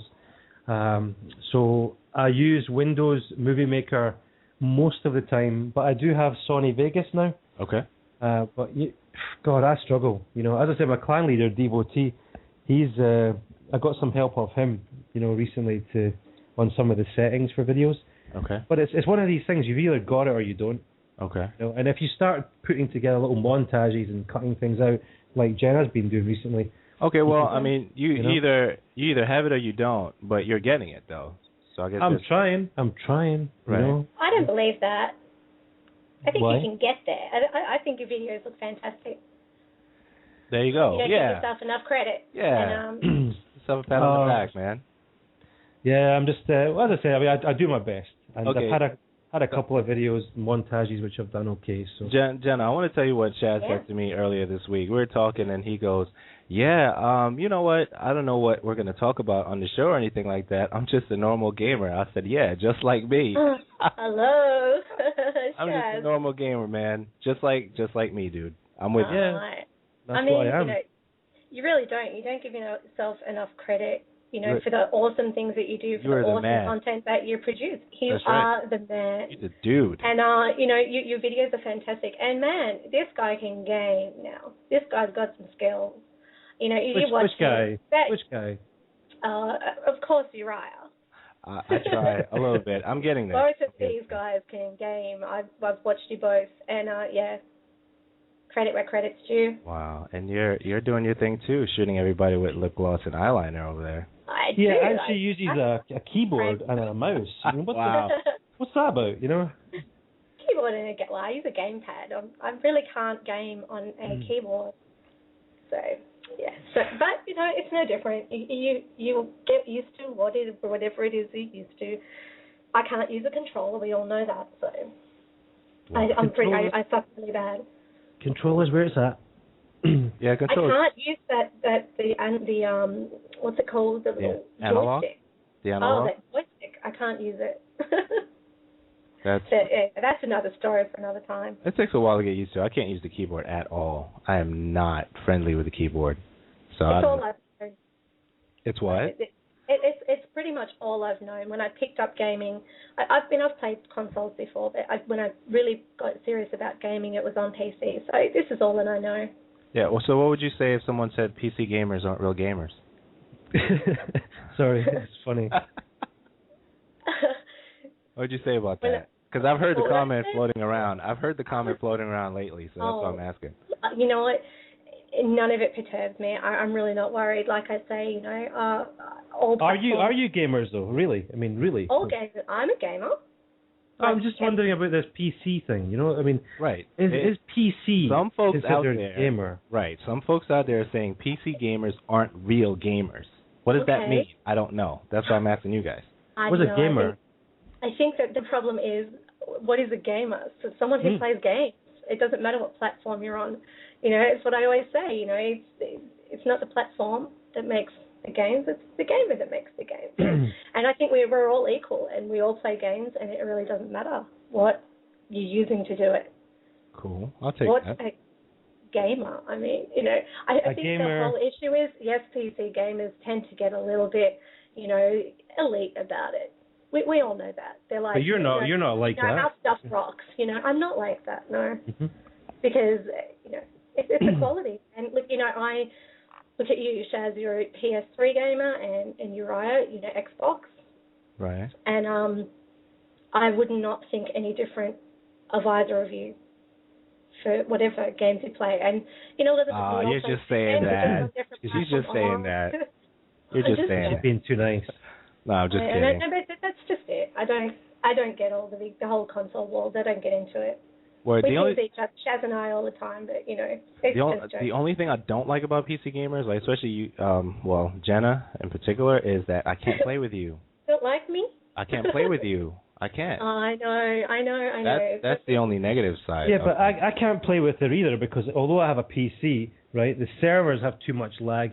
And she's too damn good on a PC, so she's got my tags already in Battlefield. You know, and I just started playing that game, and I thought I'll play with Jenna, you know, and she'll be gentle, and she goes and puts a knife in my back, you know. That's gentle. Yeah, I do. But you or anybody else, it was going to happen. Yeah, you're right. You're right there. Wow. Well, look, I would say that, you know, we all had a lot of lag that day, and you were level 1, and here I am at level 50, you know, chasing you around with whatever massive gun I've got, you know. Yeah, well, you come on the PS3 and we'll show you how it's done, you know. Yeah, it was cruel, and you'd have my tags over and over again if I was on the PS3, and if I could afford it, I would definitely get a PS3 just to play with you. But when you get your Xbox, we'll all get the same game, and we'll all hit it. Right, yeah, Battlefield. It'll be so much fun. Bad Company 2. We'll grab that. Well, I'll have Battlefield 3 coming soon. I'll have that. And you can teach me how to play console. Nice. I could do that. But right now, you know what? I'm going to leave you guys to it and hop in bed and listen to the rest of your show. I seem to be taking over here, and it's Shaz's show. No, it's Uriyya's show. No, everybody's show. It's everybody's show. Yeah. So I'm all good. But I know it's late for you. So you leaving us? I am. I'm going to take off, but I will listen to the rest of the show. I'm going to hop into bed with my headset on and listen to the rest. Thanks for phoning in, Jenna. I really appreciate it. No problem. Yeah, no problem. It is late for you. I'm looking at the time. So good. Just check there's no spiders. Check there's no spiders. You know what? Oh, I love you so. Take care. You kill me. Good night, everyone. Have a good night. Yeah. Peace you out. too. Bye. All right, that was Jenna, Miss Jenna, hanging out with us. All right, so now I think it's a good time for a break, actually. I was getting ready to ask her if she was going to hang out for the gaming portion of things, but it's late over there, so I definitely understand that. So, yeah, how you doing? You good? Everything cool? Everything is perfect. Coolness. All right, so we're going to take a break. You're listening to episode 73 of the Show Radio. You can find that on theshowradio.info. We'll be right back after this.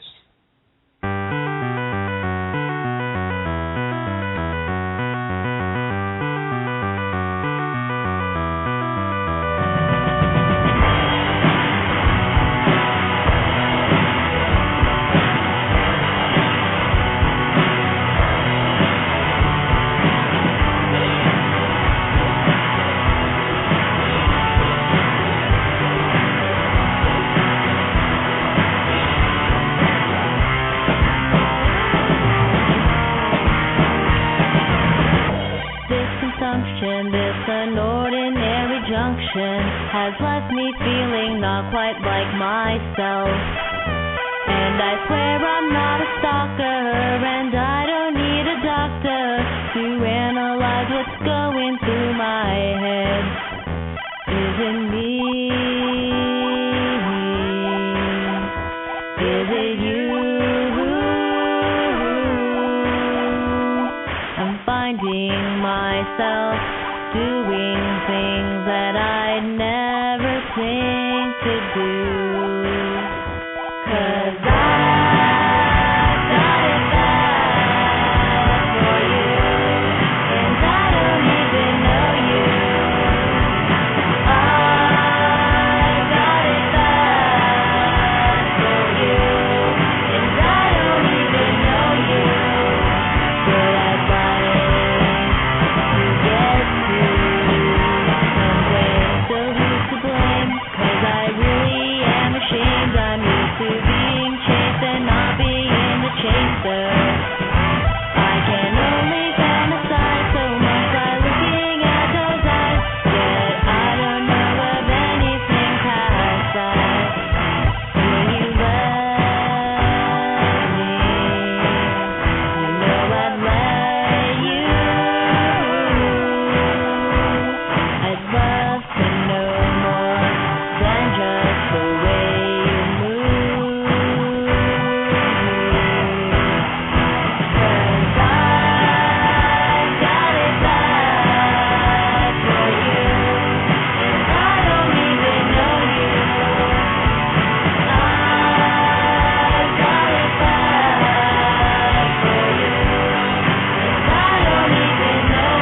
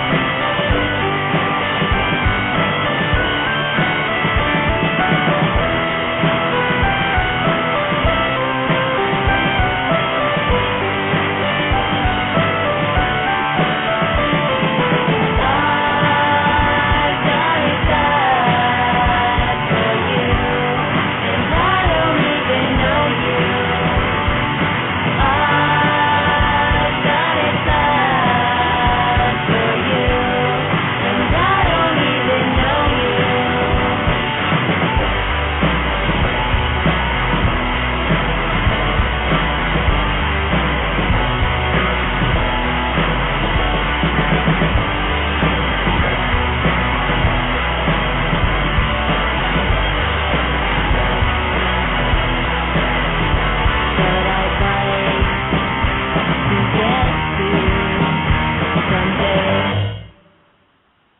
Hey, what's up, guys? Welcome back to episode 73, hanging out with Shaz, and we had Jenna on, and we also have another individual stopping by the name of Venomous Fatman, who is the community manager at Real Otaku Gamer, and we also have Shaz hanging out with us from Scotland. What's going on, guys?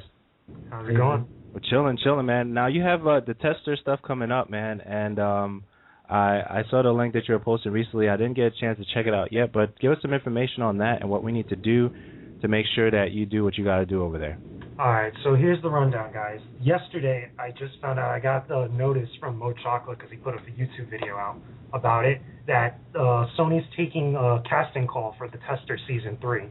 So I decided, I was thinking about it. I contemplated for a little bit, and I was like, you know what? I'm going to go. So I decided to actually just send in my, my actual stuff, my credentials or whatever, make a whole profile on their site, and I did a video as like my little submission, like saying why I should be on the tester or what I'm all about and stuff. Right. So if you guys want to help me out, and I can get as much help as I can you know, it would increase my chances of getting on the actual show. I think it would be awesome because if I do, I would be more than willing to let it show everybody, you know, my experience over there. I think it'd be a great time. I think it'd be something interesting for everybody to see and something interesting for me personally. You know, as a gamer, it'd give me a chance to see a different side of the industry. Cool. So if you guys want to help me out, and want to, you know, like vote for me and stuff, what you do is you go to the actual link for the testers site. They have it on a couple sites I've reported on it as far as like the casting site. You go on there, you make a profile, and you have a choice of either making a contestant or making a voter. Whichever one have you, you can make a voter's profile and actually go to my page. You know, I have the actual URL link that goes exactly directly to my actual profile page, and just become a fan of me. You know, when voting opens in 19 days. Vote for me and spread the word that I'm actually trying to get on there. So, because I want to get as many people as possible supporting me so I could be able to get onto the show. Coolness. Now, once if and when, I don't know how it works, they do the accepts and all that stuff. Now they'll fly you over there. Is it a Cali thing, or are you going to be local? The way that I kind of read about it, because they have this whole giant, you know, like rules and regs type of thing. It runs in 3 rounds. So in 19 days, the first round opens up for voting. You know, anybody wants to get onto the show and stuff. If you pass that point, you go into the second round. You have to do another video. If you pass that point, you do a third video with an essay, and you know everybody votes again. And if you finally make it past all that, and you actually are chosen to get onto the show, they'll fly you out. I believe it's to LA. I'm not sure. I have to look at the exact location again. But they'll fly me out there to actually, you know, where they're going to be having the actual show, where they're going to be shooting it and stuff, and going through all the activities and such like that. And I'll actually be competing. And the prize, in case anybody hasn't seen the tester, is that they get to become a Sony PlayStation tester for their games. So It's pretty cool. Yeah, that's pretty cool. All right, now the link for that is casting.thetester.com/VenomousFatman, right? Yeah, exactly. That goes straight to my profile. Yeah, casting.thetester.com/VenomousFatman. All right, cool. So now we're actually getting ready to do the gaming stuff now. I don't know what you got on your plate. If you want to hang out, Shaz still with me? Yeah, I'm still here. Yeah, you hanging out or you got to go? What are you up to? I'm here. Okay, okay, no, you're here. I'm sorry, I should have directed it to Venom. That was directed to Venom. Jinx. You here or you hanging out? Yeah, I'm here, bro. I'm staying. All right, cool. All right, so now we're all right. So he cannot be moved. We're gonna jump. Nah, he's all good. We're gonna jump right into the gaming news. The first thing I have, as a matter of fact, now I don't know if you have the link on. You know, I'm gonna send you the link. Yeah. Do you have it? No, I don't have it. All right, I'll give it to you right now. Hold on a second. As I do that, we are going to. I think my thing just it crashed on me. That's what happens when it's live. Things happen that I don't expect to happen. So. Oh man. Well, at least I know one thing. There's a bunch of news that happened this week. Some big stuff. Yes, there's a few things. I don't know if I have everything, but I think I have the most of the stuff that took place this week. So, but yeah. So here it is. Go ahead and check that out, and we'll jump right into it. The first thing that I have is the Catherine. Catherine breaks sale records for Atlas, selling 200,000 units in the first week of sales. They had a picture of a birthday cake that I guess they released and stuff like that. And Catherine is doing big things. The game was released on July 26th and is doing very, very well for the company. Any comments on that? Anybody? Yes, I love that game. That game deserves it, hands down. Cool. I haven't actually seen much of the game, so but I've heard a lot about it. I've heard a lot about it. Now the demo should be on the PS3, the PSN network, I believe. And also on Xbox Live, also. And also on Xbox Live. So if you get a chance to check it out, Shaz, it's pretty cool. I like it. Yeah, I'll probably do that later on today. Yeah, definitely. Coolness. So Bane. Next up, Bane is not a playable character, but rather an ally that fights alongside Batman. Batman Arkham City comes out this fall. It is an absolutely fantastic game based on everything they released so far, and I'm definitely looking forward to it. Anybody? I'd say that they should just, say the heck with it and just release a patch for co-op and then have Bane and Batman or Robin and Batman. Make it happen, please.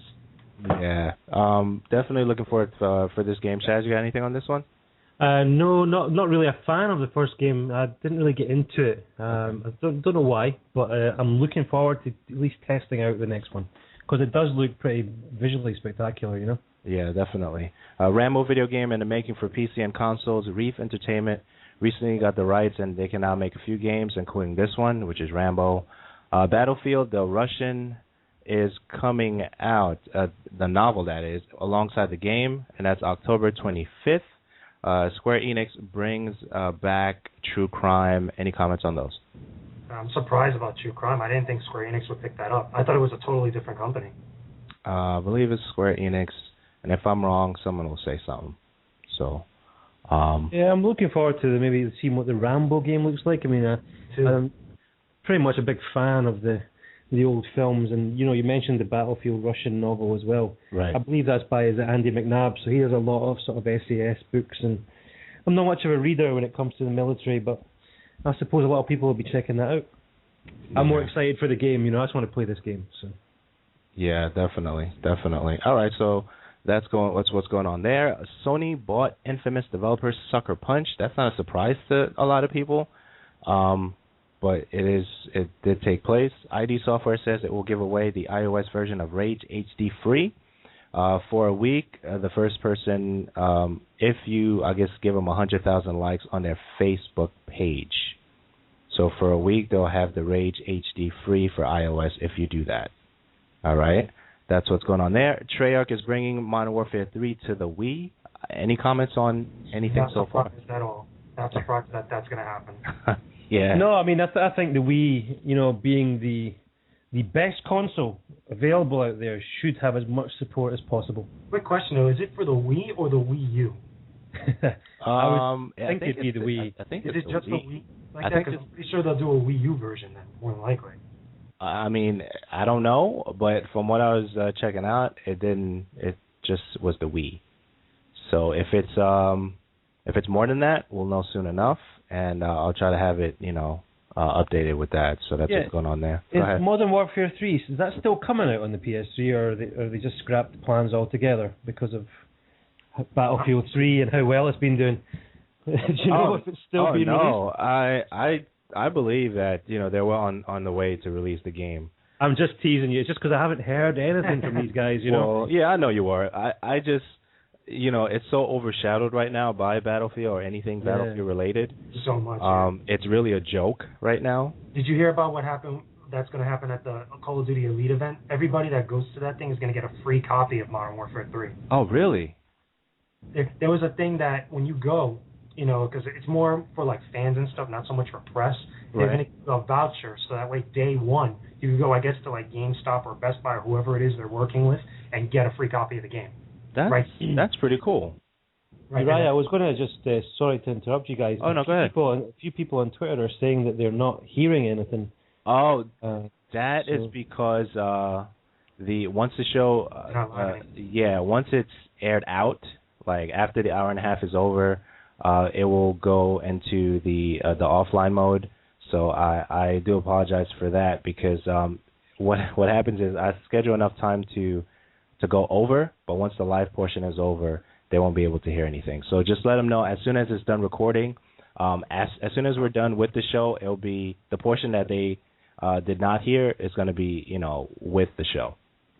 So that's what's going to happen. So actually, I can do that right now. Yeah, probably better let them know. So let me just write that right now. Let me just see where we are. Show still recording. Is recording, but offline. So So aside from that,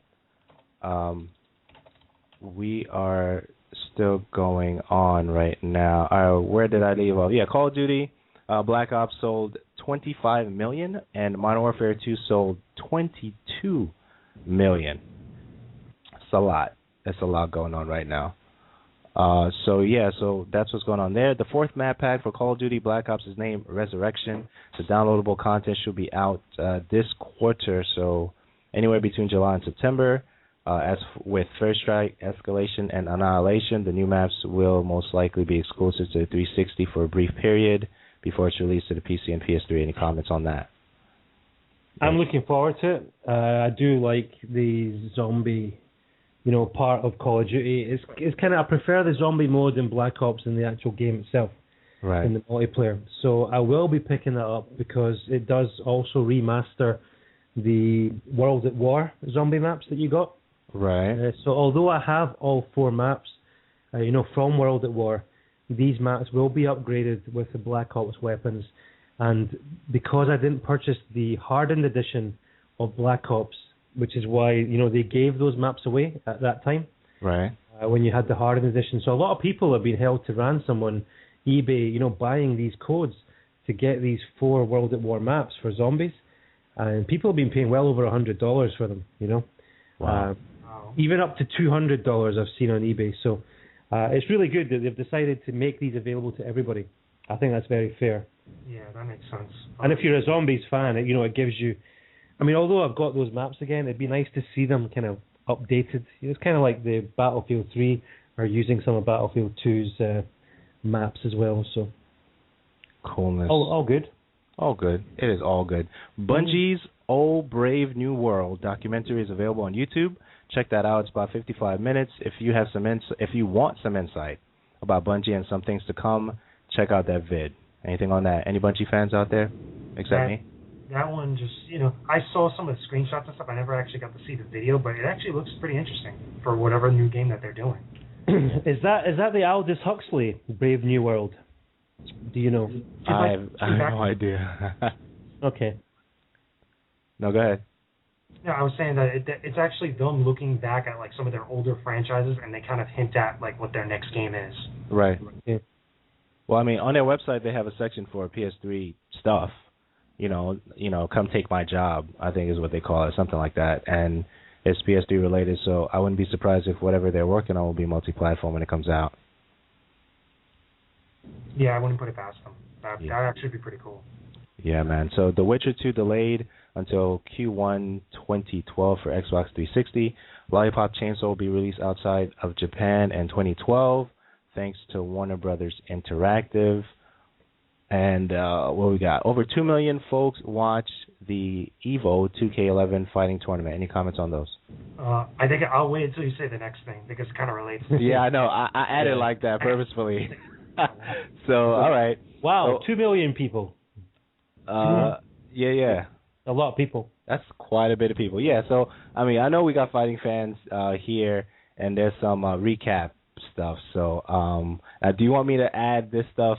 You want me to push it for last and then bring the other stuff up? I can do that. Oh, man, I'm just itching to say what I want to say. Just say it first, and then I'll drop it. What, the other 2 bullet points, or you want me to drop down? Yeah, because I got something that kind of relates to it, but go Okay, ahead. cool. All right, so let's do this. Fight Club, August 18th, coming to NYC, should showcase Ultimate Marvel vs. Capcom 3, Street Fighter X Tekken, and Street Fighter Third Strike Online Edition. No venue information has been released yet. More details to come on that. You want me to do one more, or...? Yeah, go ahead. Do yours. All right. Yet another version of Super Street Fighter 4 is coming out. Super Street Fighter 4 Arcade Edition version 2012 is an update and not necessarily a full version of the game. More details to come on that. Any comments on those 3? Okay, here we go. Go ahead. Basically, when I first heard about this, I only got to see a little bit of the EVO stream. I watched like the tail end of the Super Street Fighter 4 Arcade Edition finals. Right. And I got to see that whole Daigo fight and everything. Okay. But the thing is that I find a little bit annoying and a little kind of like a bugging little thing right now is that Capcom is kind of going way too crazy on their fighting games. I understand that's what they do. They do fighting games very well from their own, from giving them the benefit of the doubt. Right. But it seems like now everything's becoming a little bit oversaturated now with fighting games. You think? Yeah, I think so because honestly, look, what is it? Marvel vs. Capcom 3 came out not even 7 months ago, or less than that even. And then already they're releasing a new version of the game. That's one, because keep in mind, people paid $60. Which is December. Which is December. Okay, yeah, December. Look at that. Paid $60 when that game came out. Mm-hmm. Now they got a whole new version of the game. Okay. Mm-hmm. Now, on top of the arcade edition that recently just came out not too long ago for Super Street Fighter 4, now they're already talking about another add-on to it, even though it's not a full game. Which, by the way, guys, when that news dropped, you would think a lot of the other spots that are big gaming news sites would have gotten it kind of correct and accurate of what it was, because when I first heard about it, I read it that it was a whole new version of Super Street Fighter 4. Right. Exactly. And that wasn't free. When I found out about that, I was like, oh my God, I can't believe this. Like, Capcom, what are you doing? And then my boy came out and he sent me a URL saying from Event Hubs that it was free, that it's just a patch and stuff. That owner actually got up on stage and actually told everybody, listen. Yeah, after the tweet and after he came out and started talking about it, they got more info on it, yeah. The thing is that nobody really knew that, and there was so much confusion. Like, a couple big sites didn't even report it. From when I was looking around, I was trying, to find out a little bit of information about it. Well, yeah, they probably didn't report it because they wanted to get as much information that was correct about it before they said anything. Yeah. You know what I'm saying? So I can understand that.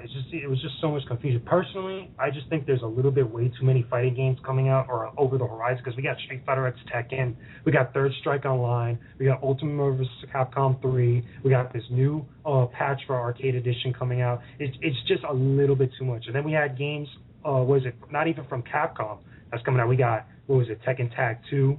We just have Mortal Kombat. Down the line, we're going to get Tekken X Street Fighter. We got Skullgirls coming out at some point. That's a lot of fighting games within a period of time. Yeah. I don't know. What do you guys think of this? Well, we like it. All right, so Shaz, this is you, man, because you want to talk about fighting games. Yeah, I mean, I'm just conscious. I take it we're not under any time restraint now because we're obviously offline. Oh, no, we're good. Now, I'll tell you how much time we have. We have 42 minutes that we could play with, so go ahead. All right, cool. Basically, I mean, I mentioned earlier that I've been playing fighting games ever since the Way of the Exploding Fist. So, I'm happy to see a lot of new fighting games. I mean, I did kind of lose interest in the sort of genre around about the Dead or Alive sort of time. Okay.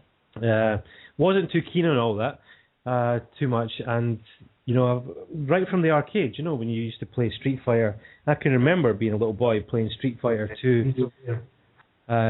Taking on, was it Jin was one of the guys later on, and used to be putting in my credits, I was just using all my pocket money.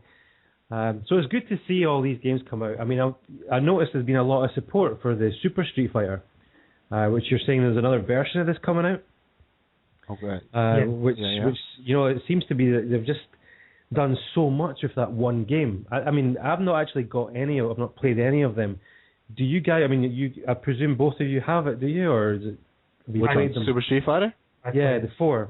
I think I have every Street Fighter right now from day one to now. I think. Wow. I have the latest one, but I played it. On different consoles and different emulating platforms and things like that. Even Marvel vs. Capcom 1 I have here. So I absolutely love what they've done with Street Fighter. Period.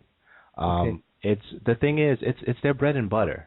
So if people are buying it, and I think some people forget, not necessarily us on the call, but some people forget that it is a business, and they're in it to make money. So fanfare about having certain characters in the game or not having them in the game and things of that nature, specifically, the issue and the pouting, surrounding Mega Man and stuff like that. Yeah. Mega Man is great, but they're Zero, right?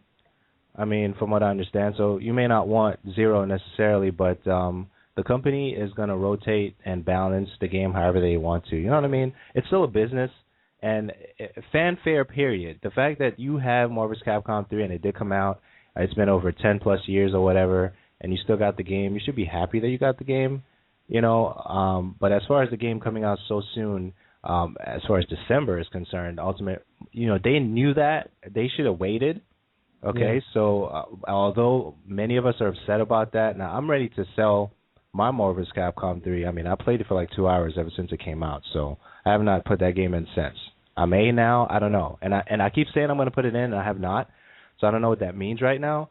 But come December, if that's going to be a better, game than what I currently have now, which from what I understand is going to have spectator mode, I want to see that, I mean? I don't want to see any energy bars going down. I want to see people fighting. I want to know what I'm getting into if I'm getting ready to fight this dude or do that. You know what I mean?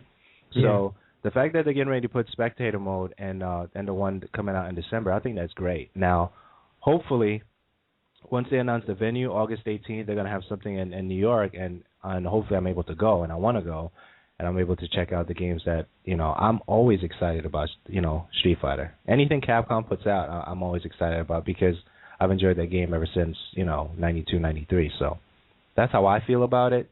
And I know that's not going to be, that's not going to go well depending on the circles that you talk. So well, let's sort of talk about it. I mean, you've got Tekken, you've got Street Fighter, you've got Right. Mortal Kombat. Right. Mortal Kombat. That's the big three, isn't it?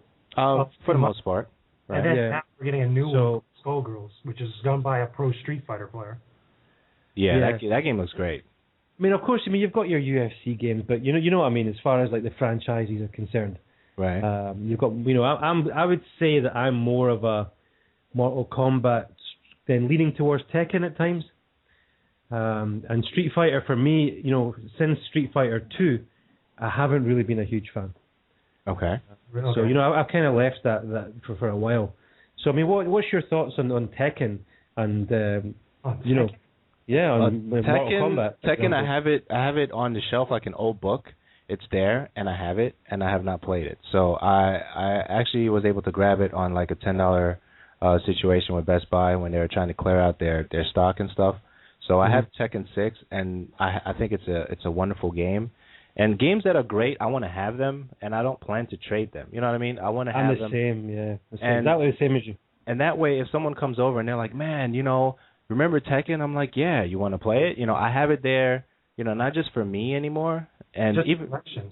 Yeah, just a collection. Like one of my boys, he came over and he was like, dude, he was at his brother's house in Chicago. He was like, I was playing Crysis 2 and I had to leave, man. And he was like, do you still have it? I said, yeah, I do. And he grabbed it and he took it. And now he's playing it. So things like that, even though I'm no longer playing Crysis 2 as of right now, he can play it because he wanted to check out, finish the campaign and do all that stuff. So so games like that, Tekken or other fighting games, Dead or Alive 4 I still have, for individuals who maybe they just want to jump in and play 1 or 2 matches, the community aspect of these games, just because the age has passed and we're not necessarily playing them online, or there's a whole bunch of people playing these games online, that doesn't mean that the value is still not there.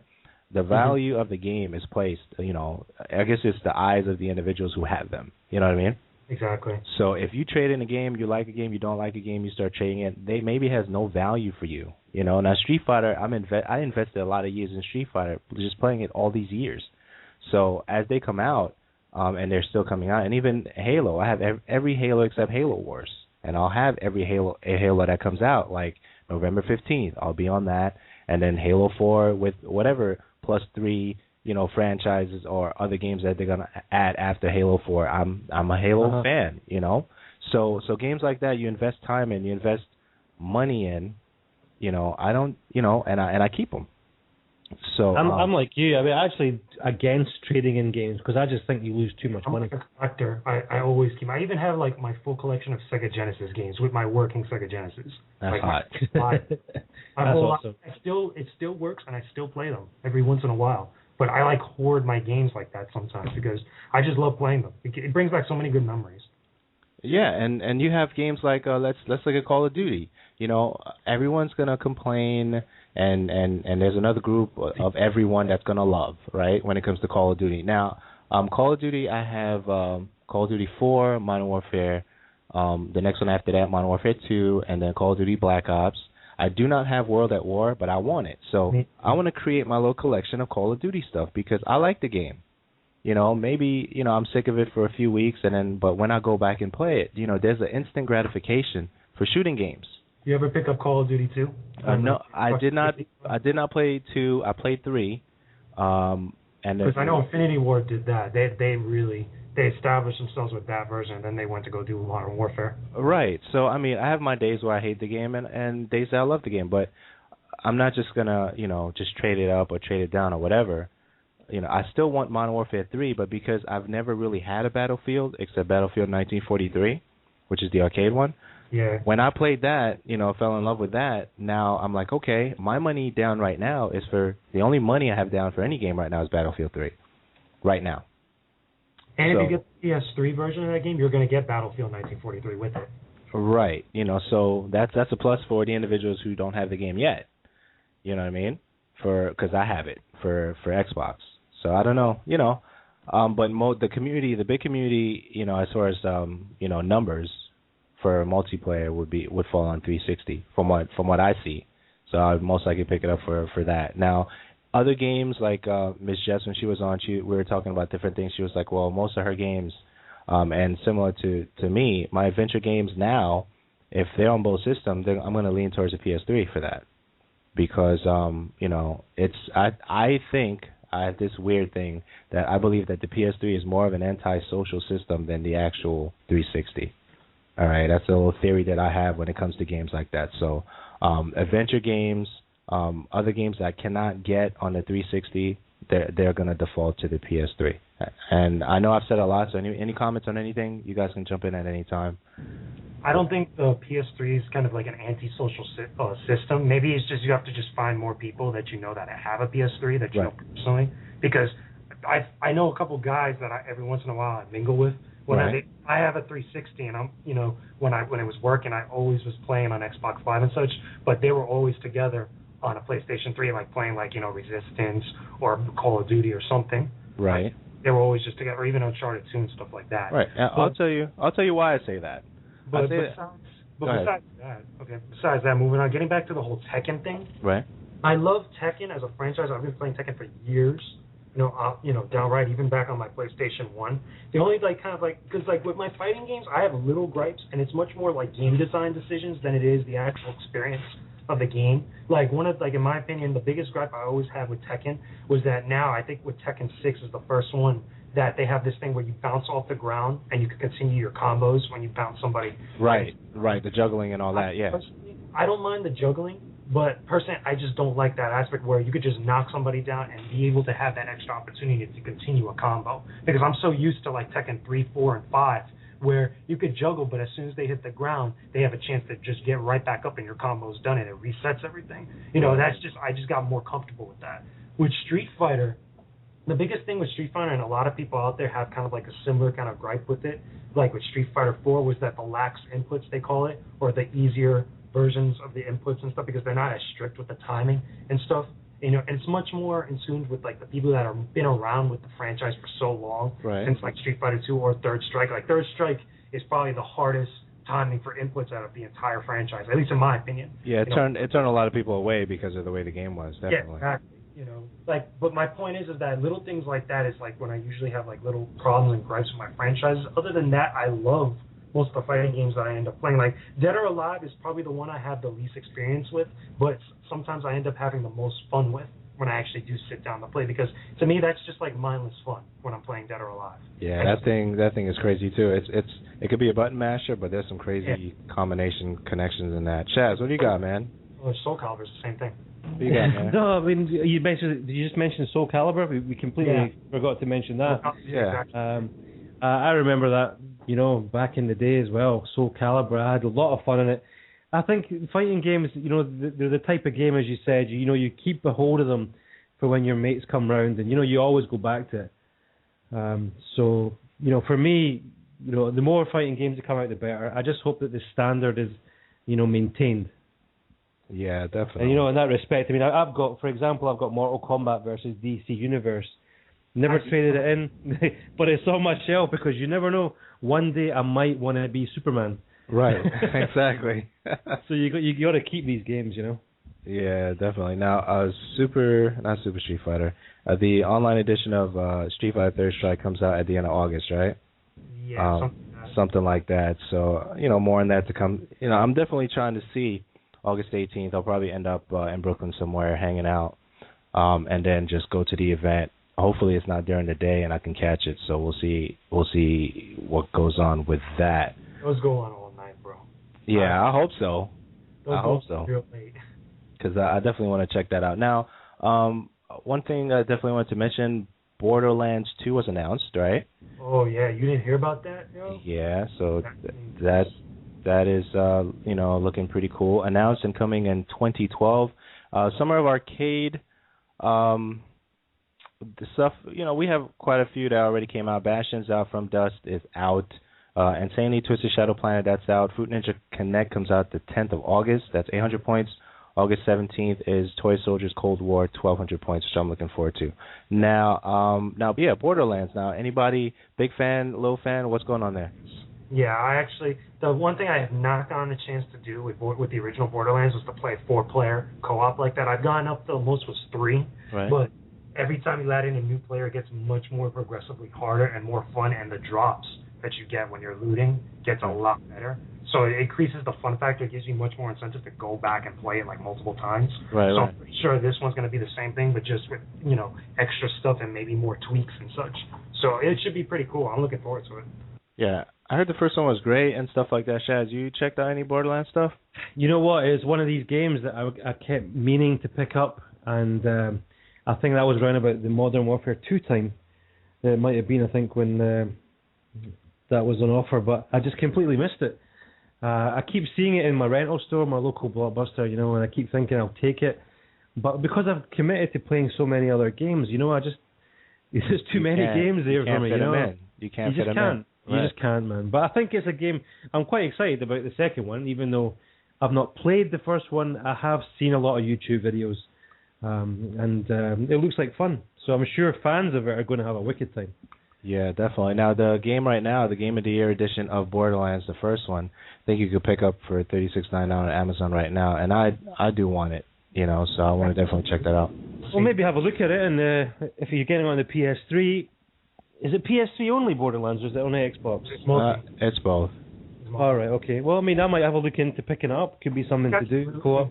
See that game? Like, it's got some really cool looking DLC. Like, as far as like extra missions and stuff and weapons. Yeah, it's pretty cool, and the RPG-esque type system that they have going on, the art style is pretty cool too. It's definitely cool. Now, I know this is totally random. It's not even what we're talking about. Now, hurricane. Do you have any hurricanes by you right now? Fatman, you got Emily or something, or? That actually died yesterday. It Okay. actually was going over, I believe it was the Dominican Republic, and it kind of died down. Okay, cool. All right, so you guys are all right over there? Yeah, I'm good. It's sunny, bro. Coolness. All right. Fair enough. Xbox Live activity for the week of, I believe this is July 25th. So this is very, very recent, and we'll go through that and wind down over here. First one, obviously, Call of Duty Black Ops is up there at number 1. Modern Warfare 2, number 2. Halo Reach, number 3. FIFA Soccer 11 at 4. GTA 4 at 5. Battlefield Bad Company 2 at 6. NBA 2K11 at 7. Halo 3 at 8. Gears of War 2 at 9. And at number 10, Call of Duty 4. Any comments on that? No, really. Everybody good? All right, cool. 10, Call of Duty 4. 11, NCAA Football 12. 12, Call of Duty World at War. 13, Red Dead Redemption. 14, Fallout New Vegas. 15, Forza Motorsport 3. 16, Madden NFL 11. 17, Assassin's Creed Brotherhood. 18, From Dust. 19, Left 4 Dead 2. 20, Mortal Kombat. Wow, Mortal Kombat's all the way on the bottom. On the bottom. Nobody's really playing it. Well, you know, I mentioned that near the beginning of the show, or I don't know if you remember, but I said that, you know, I've got Mortal Kombat and I can't play. Like, I couldn't play you, Uriyya. If you picked this up because you're in a different region, right? You know, we can't play online because there's a region lock on the disc. Exactly. So that is going to implement. Do you think that'll pick up, though, once the Freddy DLC comes out, or did it already come out already? Well, I mean, I don't think they have any intention of unlocking that, because I've tried to contact the guys on Twitter. I've also emailed through the forums, and the information I get back is that the discs will remain, you know, region locked, which, you know, is really bad in today's day and age, that you cannot play with a friend who just happens to be across the ocean because of the disc that you bought, you know. So I think that's implementing why that game is sitting there, because let's be honest, if that was readily accessible online, it would feature a lot more, you know, for online play. But do you think, like, when that DLC does come out, I don't know if it's necessarily that, but when it does, the more the hype will get more people to go check it out, just because it's Freddy Krueger? Yeah, I think people will pick it out, but I mean, I don't think the online play, you know, there's a massive sort of shadow over this game because of what they've done. So I don't know. I mean, I'm a Mortal Kombat fan. I'm just kind of frustrated that I can't play a lot of my friends. Might pick up the Freddy DLC, but you know, where does it go from there? If they've got Freddy, is it Jason next? You know, the last one I heard. Yeah, that's what I heard as well. So it's not even the original Freddy. You know, the sort of the new Freddy. The new Freddy is not as fun. Yeah, the actual DLC is $5, which is 400 points, and I believe it's releasing on August 9th. Okay, so it's like right. Yeah. So it's very, very close, not too far away. Yeah, so that's what's going on there. Arcade titles, we'll do the top 5, which is From Dust, Bastion, Warhammer 40,000 Kill Team, Pinball FX2, Deadliest Warrior Legends. That's top 5 for that. Yeah, man. So that's what's going on there. So you are going to be on the tester, huh? That's interesting. I want to try to get on it. Yeah. That's good stuff. That is definitely good stuff. The more the more chances I could get on there. Oh yeah, yeah. So now we're at the points of shout-outs. Shaz, you can do shout-outs first, and Venom, you can come in, and I'll wrap it up, and then we'll close out. So Shaz, man, appreciate you coming on. It's been a pleasure you hanging out, and what's your shout-outs, man? Well, where do I start? Thank you for letting me, coming on today and inviting me. It's been fun. Hopefully I can do it again. Oh, yeah. In the future. Really, shout out to the whole community. I've met a lot of great people on Twitter. And if you go to my YouTube channel, shaz1874, you'll see a lot of channels that I feature on there that really need your support. So I want to shout out, my daughter, who's HBK8661, Skin Fan, Drunk Roofie, Doc Usher, The Spodic. Had Jenna on earlier. Yeah, man. Yeah, we've got the El Capitan, Crimin Angel, Devotee, Drunken Duncan. I'm not finished. Zono Fear, people like that, and obviously all my friends that are listening from Twitter. I really appreciate you taking the time to listen to the show. Oh yeah, man. Thank you very much. Oh, anytime. Venom, what you got, man? All right, so shout out to all the fans out there. Obviously, both YouTube, both on the show radio, both of Real Taco Gamer as well. Shout out to all the staff of Real Taco Gamer, Andre Tacoman 5000, Big Shell, Griffey Vice, all those guys. Shout out to the guys on BitBag, all the guys on Gamers 401, the Hip Hop Gamers Show, all those people out there. Everybody that's going to be supporting me for when I try to go on to the tester, all you guys, like I said, the more that you guys support me, you guys spam me and you vote for me, the better of a chance I have getting on. And if I do, I promise not to let none of you guys down. So shout out to everybody else out there. Keep doing what you're doing so we can keep doing what we do. Yeah, definitely. Awesome, man. Yeah, so shout outs definitely to you guys for coming on. Shaz, Venomous Fat Man. Miss Jenna, she came on, she hung out. Actually, she's awesome. She's a sweetheart and very, very cool gal, and definitely, enjoyed the conversation that we had today, everybody. So shout outs to all of you for checking out the show radio. Shout outs to the listeners out there. You guys keep me working, which is all good. So that's pretty much it for my shout outs, everybody. Shout outs to all of you. I don't want to leave anybody out. So as far as house cleaning, the show radio is located on theshowradio.info, where I'll be posting links and stuff like that. You can also check out the show on sfx-360.com, which is being featured there under the podcast section. If you have any feedback that you want to leave or anything like that, 347-620-1282, 347-620-1282. And that's it for the show today, man. You guys rocked it out. And you listeners, wherever you listen, iPod, Android stuff or car, take me wherever you want to take me, which is all good. I'm just glad that you're listening. I appreciate that. So that's it, guys. I think we're good. We are all good. So we're actually going to close out with a track here. And this is the Glowing Stars. I played 2 tracks earlier, and this is, I believe, the last track I'll play with them, and then we'll just head out with them. Check them out at theglowingstars.wordpress.com, and they have a EP that they released. It has 5 tracks in it, and it's about $5. So check them out. They're good stuff. And, guys, episode 73, we are done, and have a good day and good night, guys.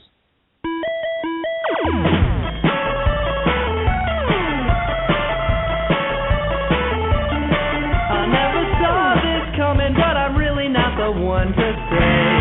And it's so out of left field, throw a half astonished grin your way. One and one is two, but there's more than just math to do. You do all your homework and you're always down to get an A. But it's history where I'm having all my trouble today. I remember you, I remember him, so what has he got to do? Sometimes these things can't be foreseen. And here I am stuck in between. But if you'll stand by me, then I'll stand by you. Here it comes again.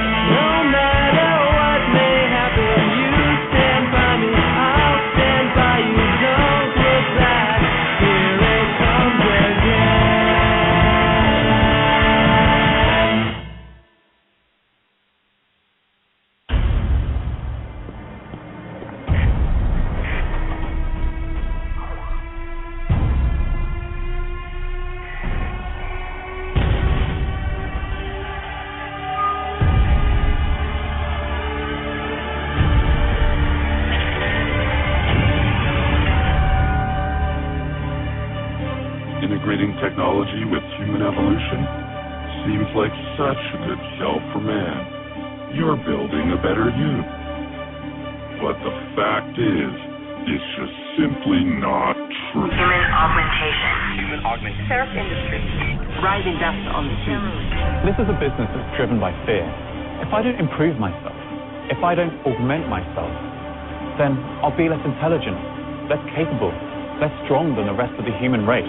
Augmentation is a huge business for these corporations, and we're paying for it by sacrificing our humanity and freedom. Violent clashes. Reports of human experimentation. We have to ask the question, are we playing God? We've been integrating ourselves with technology for decades now, replacing damaged limbs with mechanical limbs, implanting data chips into our bodies, which give away huge amounts of information to governments and corporations all across the globe. At no point have they thought about the consequences of their actions.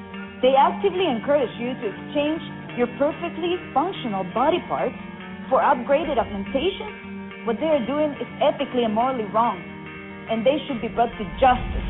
Growing numbers of people experiencing Today, surf industry signed a new historic military deal. I know that they are creating mass quantities of military-grade augmentations. I've seen testing on them, and it's very scary types of alterations. They want to systematically turn us into machines and pump us full of their drugs. You have to take Uriyya, one of the most dangerous and addictive drugs that exists in the world today. You have to take this drug for the rest of your life. If you don't, your body will reject your augmentations. It's a drug that's priced so highly that we are now seeing cases of high-profile people who are now out on the streets, and they are begging. They are begging for drugs. They'll have their technology in your body. They could have the power to turn off your limbs, the potential to turn off your eyes. They'll be able to send messages to your brain and control your thoughts as if they have the power of God.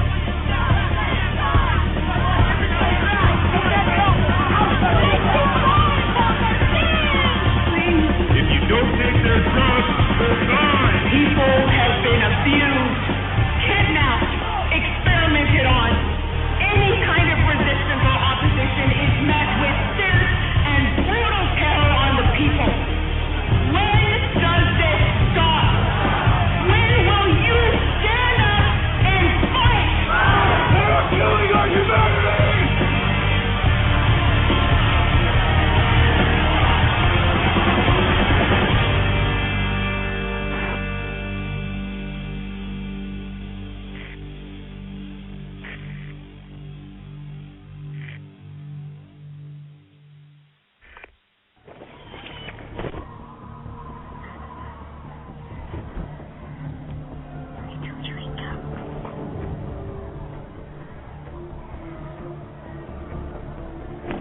Wait.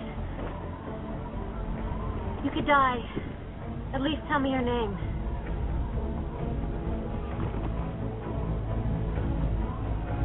It's not who I am underneath, but what I do that defines me. Uriyya?